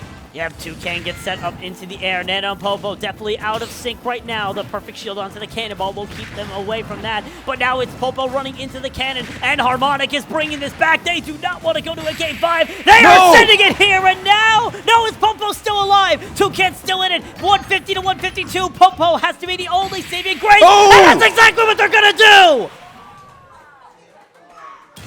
We're going to a game 5, Soa. We all wanted it, Bowsy. We all wanted the game 5. We all dreamed in our heart of hearts that it was going to go to 5, and we're getting it. What a banger of a losers finals. This has been one of the most ridiculous losers finals I have seen in my lifetime, and you can tell the players, they are taking their breaths. They know how serious this is, that this is their final match. Toucan currently looking up some tunes to bop to win this matchup. They know how serious it is, that they need the perfect instrumental to see if they are going to be able to try and win this series and get this clean reverse sweep off, by the way, Soa. Yeah. They were 2 down. They're true. 1 away from getting the reverse sweep and going on to the grand finals. I actually forgot about that. I was so lost in the drama and the artistry of it all. Yeah, you're right. This is a reverse sweep coming in from Toucan, who fell earlier into the losers bracket here and has been playing for their lives. Yeah, you know what? We were talking about it. You prize out in 3rd place, but does anybody really want to go out here in Stanford at 3rd place? I don't think they want to do. It's just going to be an instant lock. We're not changing anything. Both of these players know what they need to do to win it, and now it's coming down to this final game 5. Match point for both players, no matter what. This is the last game. It's all decided here on PS2. Who is going to the grand finals to face off against Razly and Harmonic or Toucan as they battle it out here one by one, blow for blow, here to start out the series, but it's already Toucan gaining a little bit of an advantage. Again, because they're able to, Toucan is able to close the gap a little bit more, and Harmonic really hasn't been able to chip in, and because of that, they're already at 100. So now that Enharmonic is in a position to chip away a little bit more, and maybe get a little more cannon fire in, they're going to be able to try to balance these numbers out a little bit. Toucan has to make sure that they don't lose one of their Ice Climbers, because if they lose Nana, it's going to be difficult. We've seen them be able to get stocks before with Popo, but it's a very difficult ask, especially if you lose that first one. Still, Enharmonic trying to get the job done. It's actually Nana who sends them to the opposite side of the stage here. Toucan trying to get themselves in the advantage. Now it's K-Rool frozen up in a popsicle, but they still are trying to get the knockoff, but once again, it's Nana to save the day.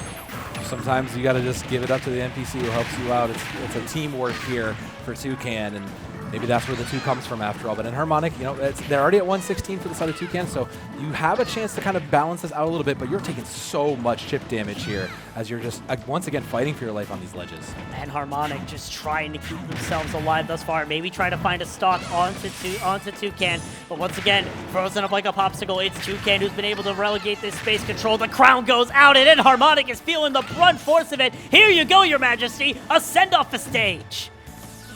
Familiar position for Enharmonic, and once again off the ledge, and Toucan This is what I would have expected out of a grinder like them. They'll finally see themselves punished, but this is what I expected out of a local grinder, right? Toucan has played in these events before. They understand what it's like to come back and complete the reverse sweep. So up a stock, they are looking primed to complete it here. And Harmonic is able to get a stock off, though, which could be crucial because Toucan was at that 3 stocks.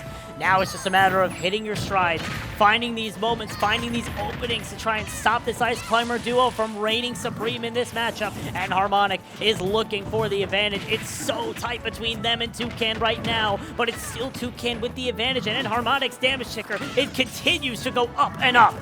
It's so hard because you can see Enharmonic really trying to use those space tools, the crown, the cannon, just trying to get any sort of damage in they can. But the second Toucan knows that they've gotten past those ranged tools, they'll just move in. Look at how aggressive they're pushing. And Enharmonic just has to just retreat and give them space. And Harmonic now tries to go for the aggressive play. Toucan does get shot out of the cannon. Popo now off the edge. And Harmonic tries to go for the risk, but doesn't take it. Throws Nana off now. Toucan has to try and save their Ice Climber duo. And it's a little bit of a backhand. And Harmonic a little bit on the wrong side to shoot that cannonball, but it's still going for the plays. Toucan knocked up into the sky, and Popo sends out to the other side of the world. They're trying to finish them out here and get that stock advantage. Trying to get the equal stock. Nana's removed. It's only Popo here. Toucan is going to have to try and work their magic to try and take this series for their own, but Enharmonic does not want any of it. No, and Enharmonic is falling dangerously close at 143. This is that point where he could get knocked out. Probably not likely to happen with only one of the Ice Climbers, but you're still behind. You're still so far behind in the stock and damage race here. And you can see it. Just look at those shields constantly go up. They know they can't afford to take any more. Finally, we got it tied up. It's tied up on the stock, but Enharmonic is flying out into space. Toucan has the best advantage in the world, 163-0. Can they get the advantage they need? Enharmonic in the ice block stays in there to avoid getting eliminated, as now Toucan is trying to get them, and with the hammer swing, that's all she wrote! Toucan is going to the grand finals as they celebrate on the stage. What a performance from those two players. Oh, I don't know if you could hear Toucan, but Toucan just let out that yell of the Olympic that rivals the Olympic athletes that are playing right now, and I mean, that's rightly deserved. Toucan absolutely fought through their life, completed the reverse sweep. I mean, yeah, shout out to Enharmonic, who absolutely played an incredible set of Smash there. And Toucan, you're not done yet, buddy. You still got one more to go. You're in the grand finals. It ain't over yet. He's like, I know. His work is done. The good thing for Toucan, though, Bowsy, he's warmed up. He's had a tough matchup. He's ready to go. I wouldn't be shocked. You can see the fist bump here. This feels like another just like Saturday night grind for these two guys, I bet. And the biggest thing is, from what I recall, these two players didn't play. Yeah, they've not played each other. They didn't play each other in the winner's bracket, so this is the first time they're going to be meeting up. I mean, obviously, we did see that Razley likes to play that Richter and Simon, but that was up against a King K rule. Yeah. Is that their playstyle? Do they play that Simon? Do they play that Richter? Or are they going to try to play something different here to try and take advantage and try to stop this dominant Ice Climbers throughout this series? See, this is where it gets really interesting, right? Because if you are anywhere near the competitive Smash scene, you've seen Ice Climbers. Ice Climbers is like a staple of it. You know that there are some things. So, like, how much are these players going to start seeing these counter picks? It's like I said, both of these guys are grinders. Razley is more of a doubles player, but still getting out there and playing in these events, this is just another day at work for these two guys almost. Almost is another day in the office here in Stamford. So it's all going to be determined on which player can come out on top in this matchup. It's been super close all the way, but it's finally come down to this. The PlayEX Arena GameACon East 2024 Smash Brothers Ultimate Grand Finals. Crowd, are you ready? I'll take that as a yes. Look, they're so focused on the match. It will be the Simon coming in versus the Mithra Pyra, and I don't blame them. It is going to be Toucan picking up the Mithra Pyra. We've seen that out of them before, and I think if you are Toucan, though, the one thing that works in your advantage, you saw exactly how Razley played this before, so you kind of know what you need to be aware of once you get near those aerials, and you can see it. Mithra and Pyra are going to play more towards the mid aerials and try to play those ledges as opposed to the Simon who's going to go ahead and just try to spam you to death here. And Toucan is just consistently keeping Razley in the air. The air attacks just keeping the Simon away from the ground because those spam attacks really are powerful only when you're on the ground. Razley trying to build up the percentage, but it's still Toucan up on top right now here in the grand finals. Rasley looking for it. Toucan just continually keeping the space, but Rasley seems to have finally found a stride. Rasley now finally getting those kinds of ranged attacks out is going to work in their favor here. You can see the numbers are pretty close, but now that Toucan is able to get these aerial juggles up, they're getting in their prime and in their position. Toucan is primed and been warmed up this whole fight, had to fight their way here. Rasley had a bit of a break, so we'll see if that comes in an impact here. Definitely could go cold if you are Rasley. We'll see if they are still warmed up and willing to get this match into their favor as they start knocking off Toucan off the edge, but Toucan able to recover there with Pyra, goes for the burning edge to keep Rasley away from that edge guarding, which has been one of the most crucial plays for Rasley. They have edge guarded every single opponent that has come their way. Yeah, and that's what makes it so hard, right? You need to make sure that they make an error, and just like that, Toucan goes out. But every error that you can force out of somebody is something you can capitalize on, and that's been Rasley's success, is just capitalizing on those forced errors. Rasley now up in the advantage here for the stock. Toucan trying to finish out their first stock onto Rasley. But still, Toucan is just consistently getting hit by every single one of these abilities that are separating them from success. Toucan now back on the edge. Rasley continuing to use the Holy Water to keep them out, but now Toucan is knocking them up into the sky, trying to finish out the job here to get that first stock, and the Burning Edge is going to do exactly that, knocking them all the way to the edge, but now they're finally finished off. The first stock taken by Toucan. It's not pretty, but sometimes you'll take it, especially at 75 HP. And again, you just got to avoid how you get how Rasley gets these positionings. He doesn't want to engage you right away. He wants to chip away at you. So Toucan playing a bit more aggressive here. I respect it. I think it's the right play. But Rasley, again, just has been capitalizing on those counters. Rasley trying to act up on those counters. Rasley in the event. Toucan just trying to find their way in. Rasley, however, is in the advantage. Toucan trying to find any sort of stride, but it's 100 health. Has to try and wait for the Holy Water to expire to get back on. But now it's starting to finally take Rasley over to the edge, and it's going to knock them off. What a play from Toucan to take the advantage. Yeah, very calculated and very decided. Again, now you're almost happy with that. So again, you're in that bonus territory here. You're at 123. You're not expecting to live much longer on this stock, so any damage you can get in is just huge. But again, Rasley's just not going to allow you to get in that range. They're just going to try to poke you out instead. Rasley looking for the play. Toucan trying to find that advantage that they need here. Still a back and forth affair. Toucan trying to get anything out of his stock as they can. It's only inevitable that they're going to be losing at this point. They're 148. They're going for the aggressive plays. They want to make sure that they can get as much damage in. Now that the stock is gone, though, the play field is even. Rasley's at 47. Toucan at 0. Toucan just has to continue to just not let Rasley have the space for it. And you can see it, going to try to keep him on those ledges. Once Rasley sits there and starts to chip away at you, they'll be able to watch for those combos and go. It's how we saw those Nest players earlier. But Toucan, I love this aggression. It's getting a little bit countered now, so just watch those hits and can't afford to play into those traps that Rasley's setting for you. Toucan looking for that aggressive play. Rasley looking to try and finish it off here. Holy Water continues to be thrown. Rasley throwing every projectile at Toucan's way, trying to find that advantage when it matters the most. But Toucan is just able to do that, just continually dodge every single one that comes that way. The Burning Edge is a whiff. Rasley looking to try and finish it off, going close quarters. Toucan, however, is going to knock them up into the skybox, straight to your faces, and take the first game of the series. So now it's up to Rasley to think, what do I need to do to change that? Because Toucan, again, warmed up, already fighting for their life prior to this, taking one game. I don't imagine that we see Toucan go back to Ice Climbers. I really don't. I think this Pyramithra works very well versus this, and I think that it's up now to make those changes on the other side. Yeah, definitely. We'll see if that's going to be the case here. The Pyramithra coming back out here, and now we have Richter instead of Simon here. I mean, we saw this switch from Rasley before. They lost on Richter, they went to Simon, won all 3 games after that. Does it happen here? Do they go to Richter and now win all 3 games to try and take the championship? We'll have to find out, but right now, it's Toucan still making an advantage here, taking that percentage and already getting Rasley a little bit in their own comfort zone. I mean, Toucan's just playing so aggressively. They just understand exactly what they need to do. They managed to get the grab into the fire there. But it's, I mean, really, Toucan is just playing aggressively. They understand that, look, I've seen this matchup before. I know how to beat it, and they're just going to try to out-juggle and out-combo here. Looking for a little bit more, can't quite get the end of it. And Toucan finally catching the ledge, and yeah, you're not going to win the edge aerials here, but you are going to win just by denying that chip damage. Rasley losing a lot of damage here. Toucan trying to keep this space under their control. Switching back over to Pyra, going for the plays, but is unable to get that finish low. It's actually going to be Razli getting the first stock here in a surprise turn of events. Toucan not happy about that, looking to try and stop them in their wake, but is unable to finish that shot on the ledge guard.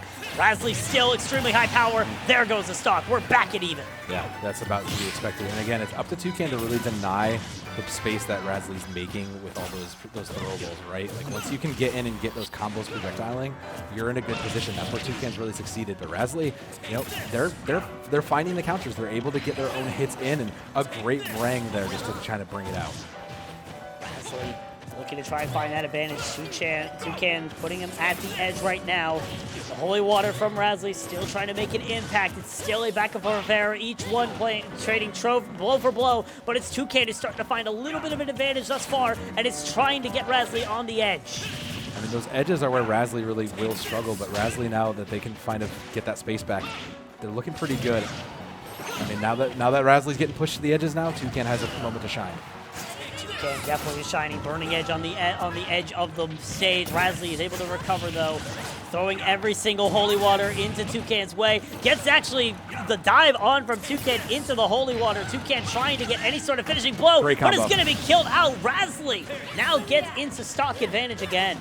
And Razli's combos have just been hitting. They chip you down with the projectile, and once they know that uppercut can finish it out, it's been enough. But Toucan still has a way to fight. They technically have a game point advantage here. You don't want to squander that, but you might have to just, you might try to get this down to one stock and try to see what you can learn from it.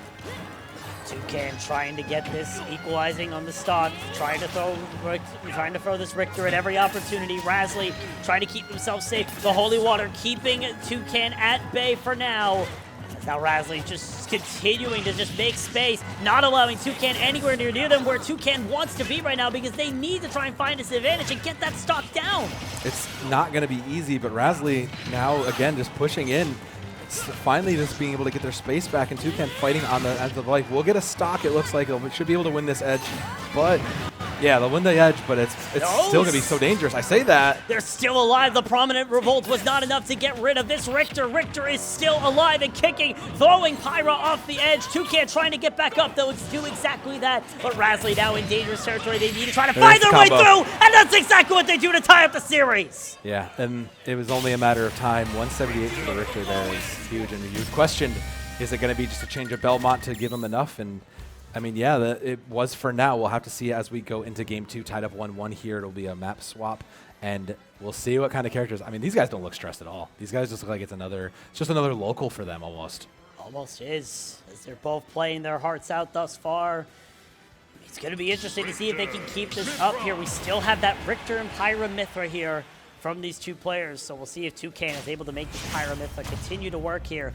And if it really is just the changing of Belmonts, that's helping Razli find the success. Well, that's the depth of your character pool, right? That's always what it looks like. Some players, you have one or two. We saw our Incredible and Harmonic carrying on the solo, the one trick King K rule, but sometimes just the depth of character will be enough to get you through an event like this. Considering we're in the grand finals, I mean, the better you do, the more prizing you get here.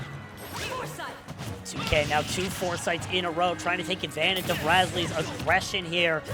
So far, has just been able to almost equalize the score as Razli is starting to really take advantage of these fights, knocking Toucan into precarious situations and forcing them out onto the edge of the stage. I hate to say it so, but the change in Belmont seems to be working. I almost kind of want to see Toucan go back to Ice Climbers. I feel like you can kind of play a little bit more into the mid. At least you're a little more sturdy in some ways. You have this mid-range, but you're not really getting the advantage of it from this Mythra. Like, yeah, your swipes hit pretty hard, and you have some tools in the air, but I don't know. I think at some point you might need to just consider the change, because you are just getting outranged by this Belmont. See, right now they're able to make this Pyra Mythra work right now. Toucan is getting knocked around a lot. Razli is doing pretty good in keeping themselves alive thus far. 120% though, their damage is ticking up ever so closely. The Holy Water lands, so does the Burning Edge. As Toucan is trying to finish it out, the whip shot does not land, and Razli's gonna pay the price. But it's at what cost? Toucan's already at 100, and there's already so much more behind you have to go. Razli, again, is just going to play a little bit more passively, just use their projectiles, use their range to their advantage, and eventually they'll just hit you with a combo like that. That's as easy as that. Now Toucan down another stock. Razzly once again in the stock advantage and is making it well known, just going for this aggressive play. Toucan trying to finish out the job, trying to get that stock advantage in their favor here. 42% for Razzly, 15 for Toucan, as both of them just wait on the edge, waiting to see what the other person does so that they can act upon it. As Razzly is still looking to try and finish this out quickly. Toucan is trying to equalize the score, and they're going to try to do exactly that by sending Razzly up into the skybox. Unable to get that final blow. Just unable to complete the combo the way you needed it to, and now Razzly's again just back to the point. I'm going to be able to sit at a range and chip it to you, just forcing Toucan to play maybe a little bit more aggressively than they really want to here on one stock, and that's where the Razzly's looking to capitalize on those errors that they're making. Razzly still trying to make these moves. Toucan trying to get that even stock, but it's Razzly still just denying them all the space, setting them into the edge.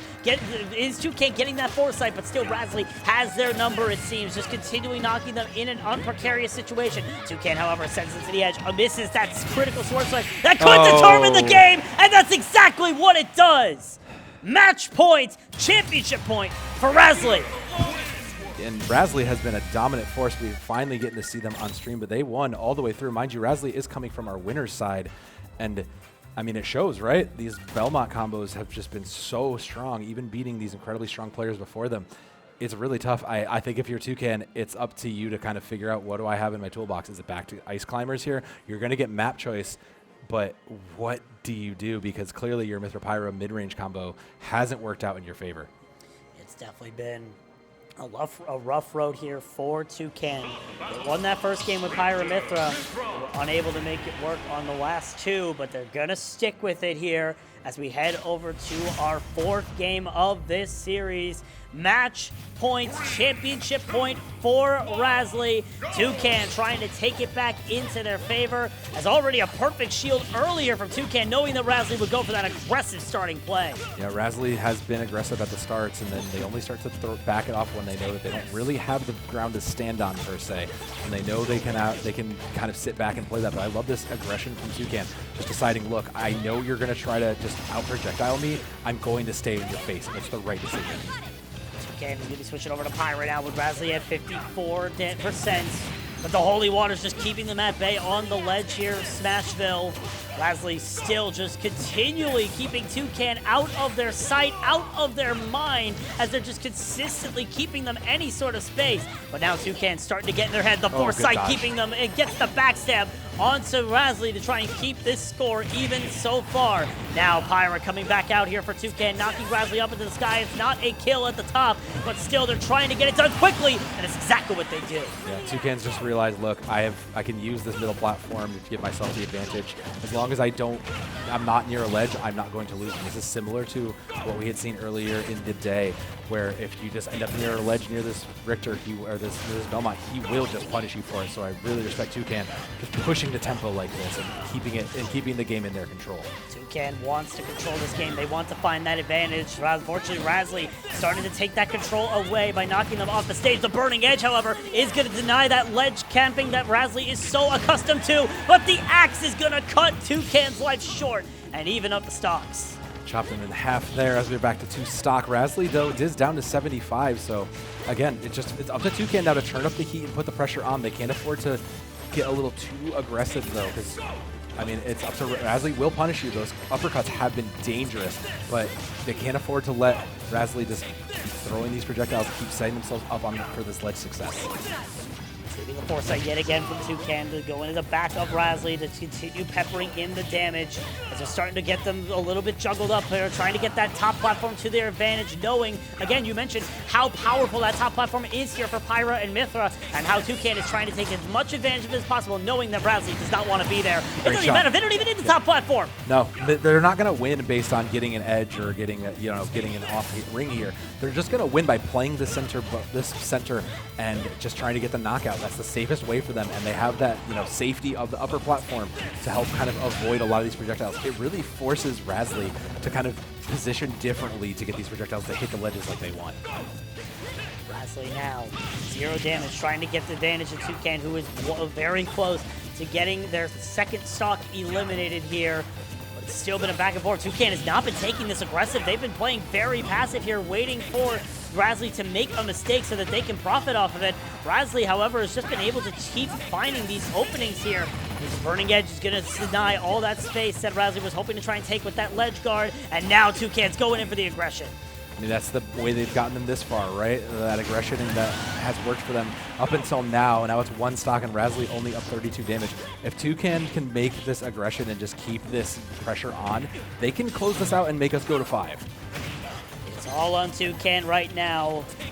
Lose this game, the championship is taken away. Win it, Game 5, a potential to take it back. Oh, Razlie almost makes a critical mistake trying to go for the lunge, almost lunges right off the stage, able to save themselves in time. Oh, what and a is now combo. getting that punish onto Toucan. Now it's Toucan trying to keep themselves alive. The holy water met in their faces. They're trying to find their way back in. Razlie with the percentages advantage. The Burning Edge missing twice there. Toucan looking for any opportunity, but Razlie is taking them all away. He's not letting him get in and close the gap here. Now that Toucan's a little bit closer, he might be able to get it out. Ledge work is there, but it's not quite enough. Toucan gets slashed back, and this is that worst case scenario for Toucan. Now they're stuck playing against this projectile range. Toucan has to make this work. The foresight used as Razlie goes off the edge, but it's still alive. Toucan now approaching that 100% mark, trying to find the advantage because they need it desperately right now. Razlie goes in for the dash. Yes, it gets the foresight yet again as Toucan is still continuing to try and make work here. Switching back over to Pyro and getting the crucial kill. We're going to a Game 5 of the Grands. Let's go. Wouldn't have it any other way. And I had asked earlier, is this going to be that? Toucan obviously knew it was, so I don't think we're going to see much changes. It's going to be map pick for the side of Razlie, and I mean, yeah, this is about what I expected out of this grand finals. 2 grinders coming up here in Stanford, and they have been playing for their lives. This has not been an easy bracket here, Bowsy. It has not been an easy bracket indeed, but it's all going to come down to this. Can Toucan come back on this? Is this once again the Richter versus the Pyra and Mithra? It all comes down to this. Who is walking away with the championship? Is it Razlie? Is it Toucan? Let's find out on Kalo's Pokemon League. Early quick aggression out of Toucan that got them these last 2 rounds, and again Toucan looking to complete the reverse sweep here, bringing it from 5. Has been under this pressure before, not the first time, but Razlie, again, a great set of combos here. Again, if they can just get this chip damage in and keep these projectile ranges, keep Toucan at bay from that aggression, they can close this out. Continuing to put the pressure. Toucan starting to feel the brunt force. Stuck in the holy water, gets hit by the whip. As now Toucan trying to find that advantage. Does get the foresight. Goes to the back of Razlie. Starting to make work of this Richter yet again. But still, it's all even so far. Everyone has their stocks. Everyone still has a chance in this match. As Toucan is trying to make quick work of Razlie and try to get that early advantage. Yeah, and especially with this change now here, there's no side platforms. You see the 2 on the end there, and it works to an advantage for both of these players in different ways. Razlie, isn't necessarily going to be able to swing those projectiles out, but it does give them the ability to kind of close out combos just like Toucan did on them. 130 though means that Toucan is not going to be far behind though. Toucan needs to try and keep themselves alive. Everything at this point is bonus damage before you lose your first stock. Razlie trying to dodge it, but you see Toucan going aggressive, trying to stop Razlie from getting that stock, trying to get it down to 1 stock within the first 2 minutes. It's getting close here as Razlie trying to finish it out, but Toucan is still keeping away, keeping their distance, knowing that they can try to just keep advantage in their favor as long as they can.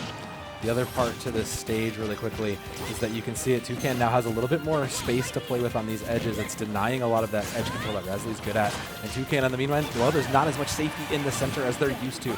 So interesting. It's going to be very curious to see how both of these players kind of manage this kind of open center here. I mean, Toucan's still alive, Bowsy. How is he still hanging on here? 198. They're looking more like the K-Rool that they had to face before than they are the Pyra and Mithra right now. Eventually, it seems like they're going to go, no, 200! They've eclipsed 200 before they finally fall to the hands of Razlie. That is impressive, though, so that's so much effort that Razlie had to put into that Pyra Mithra. And now, you're facing 100-0. Yeah, you're already basically down another stock here, so Toucan's in a great position to take advantage. The reverse sweep is still live here on match point, and you can see it. Raslie's playing so much more passively. They just know that Toucan is trying to take the space away and get in their face, and they're just denying it. Look at how defensive all those holy waters have become. Razzly continuing to just throw in every projectile. Toucan trying to keep himself safe. The holy water doesn't come out, and Toucan sends Richter over to the edge, trying to finish out the kill here to send Razzly over to their final stock. Toucan looking for that advantage. Razzly looking to try and answer back, but so far it's still been a back and forth affair. 131 to 55 as Razzly starting to count at the percentage. It's slowly back again. This is just bonus damage for Razzly. You're trying to live out as much as you can, play a bit more passively, and get whatever chip damage you can in. And right now, 71 is pretty good. You've almost balanced this out. Once you get over that 100 mark is where you really kind of start to think, all right, the stock is basically over. Could be over then and there. Toucan falling all the way off the edge, keeping themselves alive for now, throwing the burning edge to stop the ledge guarding the holy water there to keep them shielded, however. And now Toucan's going in for the push onto Razzly, knocking them up into the sky. Now Toucan, one stock away from taking the championship. Razzly has to answer back now. But the turns the table, Bowsy, because now Toucan is already up at 95. It just takes a couple of hits, one quick combo from the Richter, and they'll bring it right back here. So Toucan, again, they did it once before, looking to try to do it again and bring back this reverse sweep. All comes down to this. Can Toucan keep themselves alive? Can Razzly come back on a one-stock disadvantage? The percentage counting up for Toucan, trying to keep alive, but it's not going to be enough. Razzly takes that second stock, and now it's all up to this. Both players at one stock. The winner takes home the Grand Finals championship. Who's it going to be? And it's looking like the Richter here, trying to start to get a little bit more aggressive, just knows I can't sit back and chip away. So they're going to try to push it to the tempo a little bit here, and Toucan's feeling the heat and the water a lot here. Neck and neck between these two players. The percentages basically equal between two of the best players here in Stanford as they're both battling it out for all the glory, all the prizes, everything to write home about. It's Toucan, however, getting a little bit caught off guard. It's Razzly trying to get into their head, trying to find this advantage in their favor, as now Toucan trying to find the advantage that they need, but it's still Razzly keeping the space to control, throwing them off the edge. The cross goes out, the holy water as well. Toucan starting to falter a little bit, but is still alive and kicking. Looking for a little bit more, finally nearing that 100 mark, and you can see it. Toucan has hit the center. He's gotten control of the space a little bit. So on the other side, it looks like the Richter's fighting for that space back, finally getting a little bit more. But any combo can knock either of these players out, and it looks like we may get our overtime in the grand finals even. 2 seconds left. Someone's got to try to get the kill. And Toucan falling off. Toucan tries to go for the risky play, but it's not enough. And Razzly, off the back of staying alive in the crucial moment, is your GameACon 2024 Smash Brothers Ultimate Champion. Oh, Razzly had such a dominant run here in a close final. We'll never know what would have happened in that overtime, but we will see our first and second here on a Smash. And what an incredible set of play from both of these players today in the grand finals. And I mean, I was actually thinking about that. Like we could have seen the overtime, but it was risky decisions made on both players. And sometimes, Owzy, it's those decisions that make you first place, right? You have to take those. You have to make those chances. Sometimes they pay off. Sometimes they don't. Yeah, you could see it there. Toucan sees Razzly going over to the end of the world, sees that potential. The potential is there. You could stop going to sudden death and take that final blow that you need, because you know how aggressive Razzly's going to be right when you start up that match. Yeah. And you go for it, but it just isn't there. One single misstep costs you the championship. It has to be a heartbreaker for Toucan. But still, a second place is nothing to scoff at. A very good performance coming back up from the loser's bracket. But it's still Razzly taking it out at the end of the day here in a very close grand finals match. Yeah, nothing to be ashamed of on either side. Sometimes the decisions happen, but that's only our first event of the day. Can you believe it? That was just our Smash segment. We've got plenty more incredible stuff. We've got Mario Kart coming up in a few hours, so I mean, if that was what our Smash looked like, I can't wait to see what Mario Kart is going to look like. It's going to be insane. Yep, and the greatest part about this is I'm going to be stepping away because we have the champion here for an interview here. Get on over here, Razzly. Congratulations on the championship for the Super Smash Bros. Ultimate Tournament. Thank you. There you go. Thank you. Welcome on into the booth, Razzly. It's good to have you. Thank you. How you feeling? I'm feeling pretty good, honestly. I say it looks like you barely broke a sweat, honestly. I mean, I'm not gonna lie, I was fighting for my life out there. But there was a certain point where I realized just fighting Mythra as Belmont is just not worth it. Like Simon and Richter is so much slower They just get overwhelmed very easily. They get juggled a lot. So halfway through game 5, I noticed the timer was already at like 2 minutes left. So I'm thinking, if I could just survive this, just thug this out for a little bit, I could probably take it off a timeout. And it seems to have barely worked. Sometimes you make those calls in the moment, but I want to talk about the rest of your run, because prior to that, you know, you've seen a lot of different matches. I mean, it seems like, you know, you've found a lot of comfort, but talk to me, because, you know, what is it about making those Belmonts work that works so well here today? What is it about them that led you to such a success? I'm just very confident in my play with the Belmonts. I played them since the game came out. Yep. So I tend to utilize cross a lot in order to put people in very bad positions, especially on ledge, and use that to convert into other moves like up air and up smash. I was doing a lot, and just getting the opponent generally overwhelmed, because Richter and Simon thrive off of the opponent making mistakes. They can't really take the initiative like someone like Mifra can. Exactly. So they really have to try and play the cards right in order to force the opponent to give them those opportunities. And that's what I like to think I do pretty well. So I would agree. You took it all the way to the end. I mean, I know it was a small pool here. I know you're on the bigger, wider scene of Smash here in Connecticut. So give us a little advice for anybody who might want to be dipping their toes into competitive Smash. What would you say to someone who saw this and said, I think I want to step into the scene and take my Smash to the next level? Okay. Well, believe it or not, I'm not even from Connecticut. Oh, really? I'm from Long Island, actually. Oh, well, either way, your local Smash scene, wherever exactly, you are. yeah. So Long Island does have a very strong local Smash scene. And if anyone wants to just try and like get into the scene, the best thing I can recommend is going to, you know, local tournaments, like events like this even. Yeah. Just, you know, get involved with your local community, get to know people, because everyone has the same goal of wanting to get better at the end of the day. And, you know, I wouldn't be where I am right now if it wasn't for, like, everybody at Long Island who helped me go from an O2 scrub to where I am now. So, yeah, shout out to Long Island, guys. I was going to say, and with that, do you have anybody, our last thing, do you have anybody you want to shout out before we shower you with all your prizes and gains? All right. Shout out to basically all of Long Island. I wouldn't be here without y'all. And, yeah, to anyone watching this, get involved with your local communities. It's great. Like, you heard him. You heard the man. Get involved in that. I can't recommend enough. Yeah. Congratulations, Razley, on your victory today. It's been a pleasure to see you playing up on the side. Go grab your bag. Go grab your prizes. Oh, what am I giving him? Right here? You get this stuff. So you get both? You get both. Sweet. So you're going to get that camera, plus your nice bag to bring it all in. Take your winnings. Get on out of here. Go celebrate with your friends, your family, whoever you got here with you.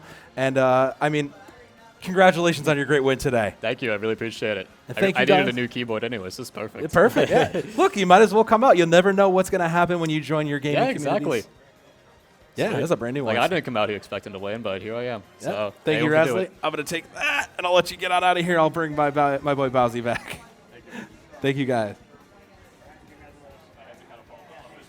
Oh, what an incredible opening series here of Smash at GameACon East in Stamford. And Bowsy, I mean, small but mighty is definitely the defining adjectives I would have used for this event today. 100%. We saw it was only 16 people, but we just witnessed some of the best in Smash Bros. History. What an incredible series. What an incredible final few matches.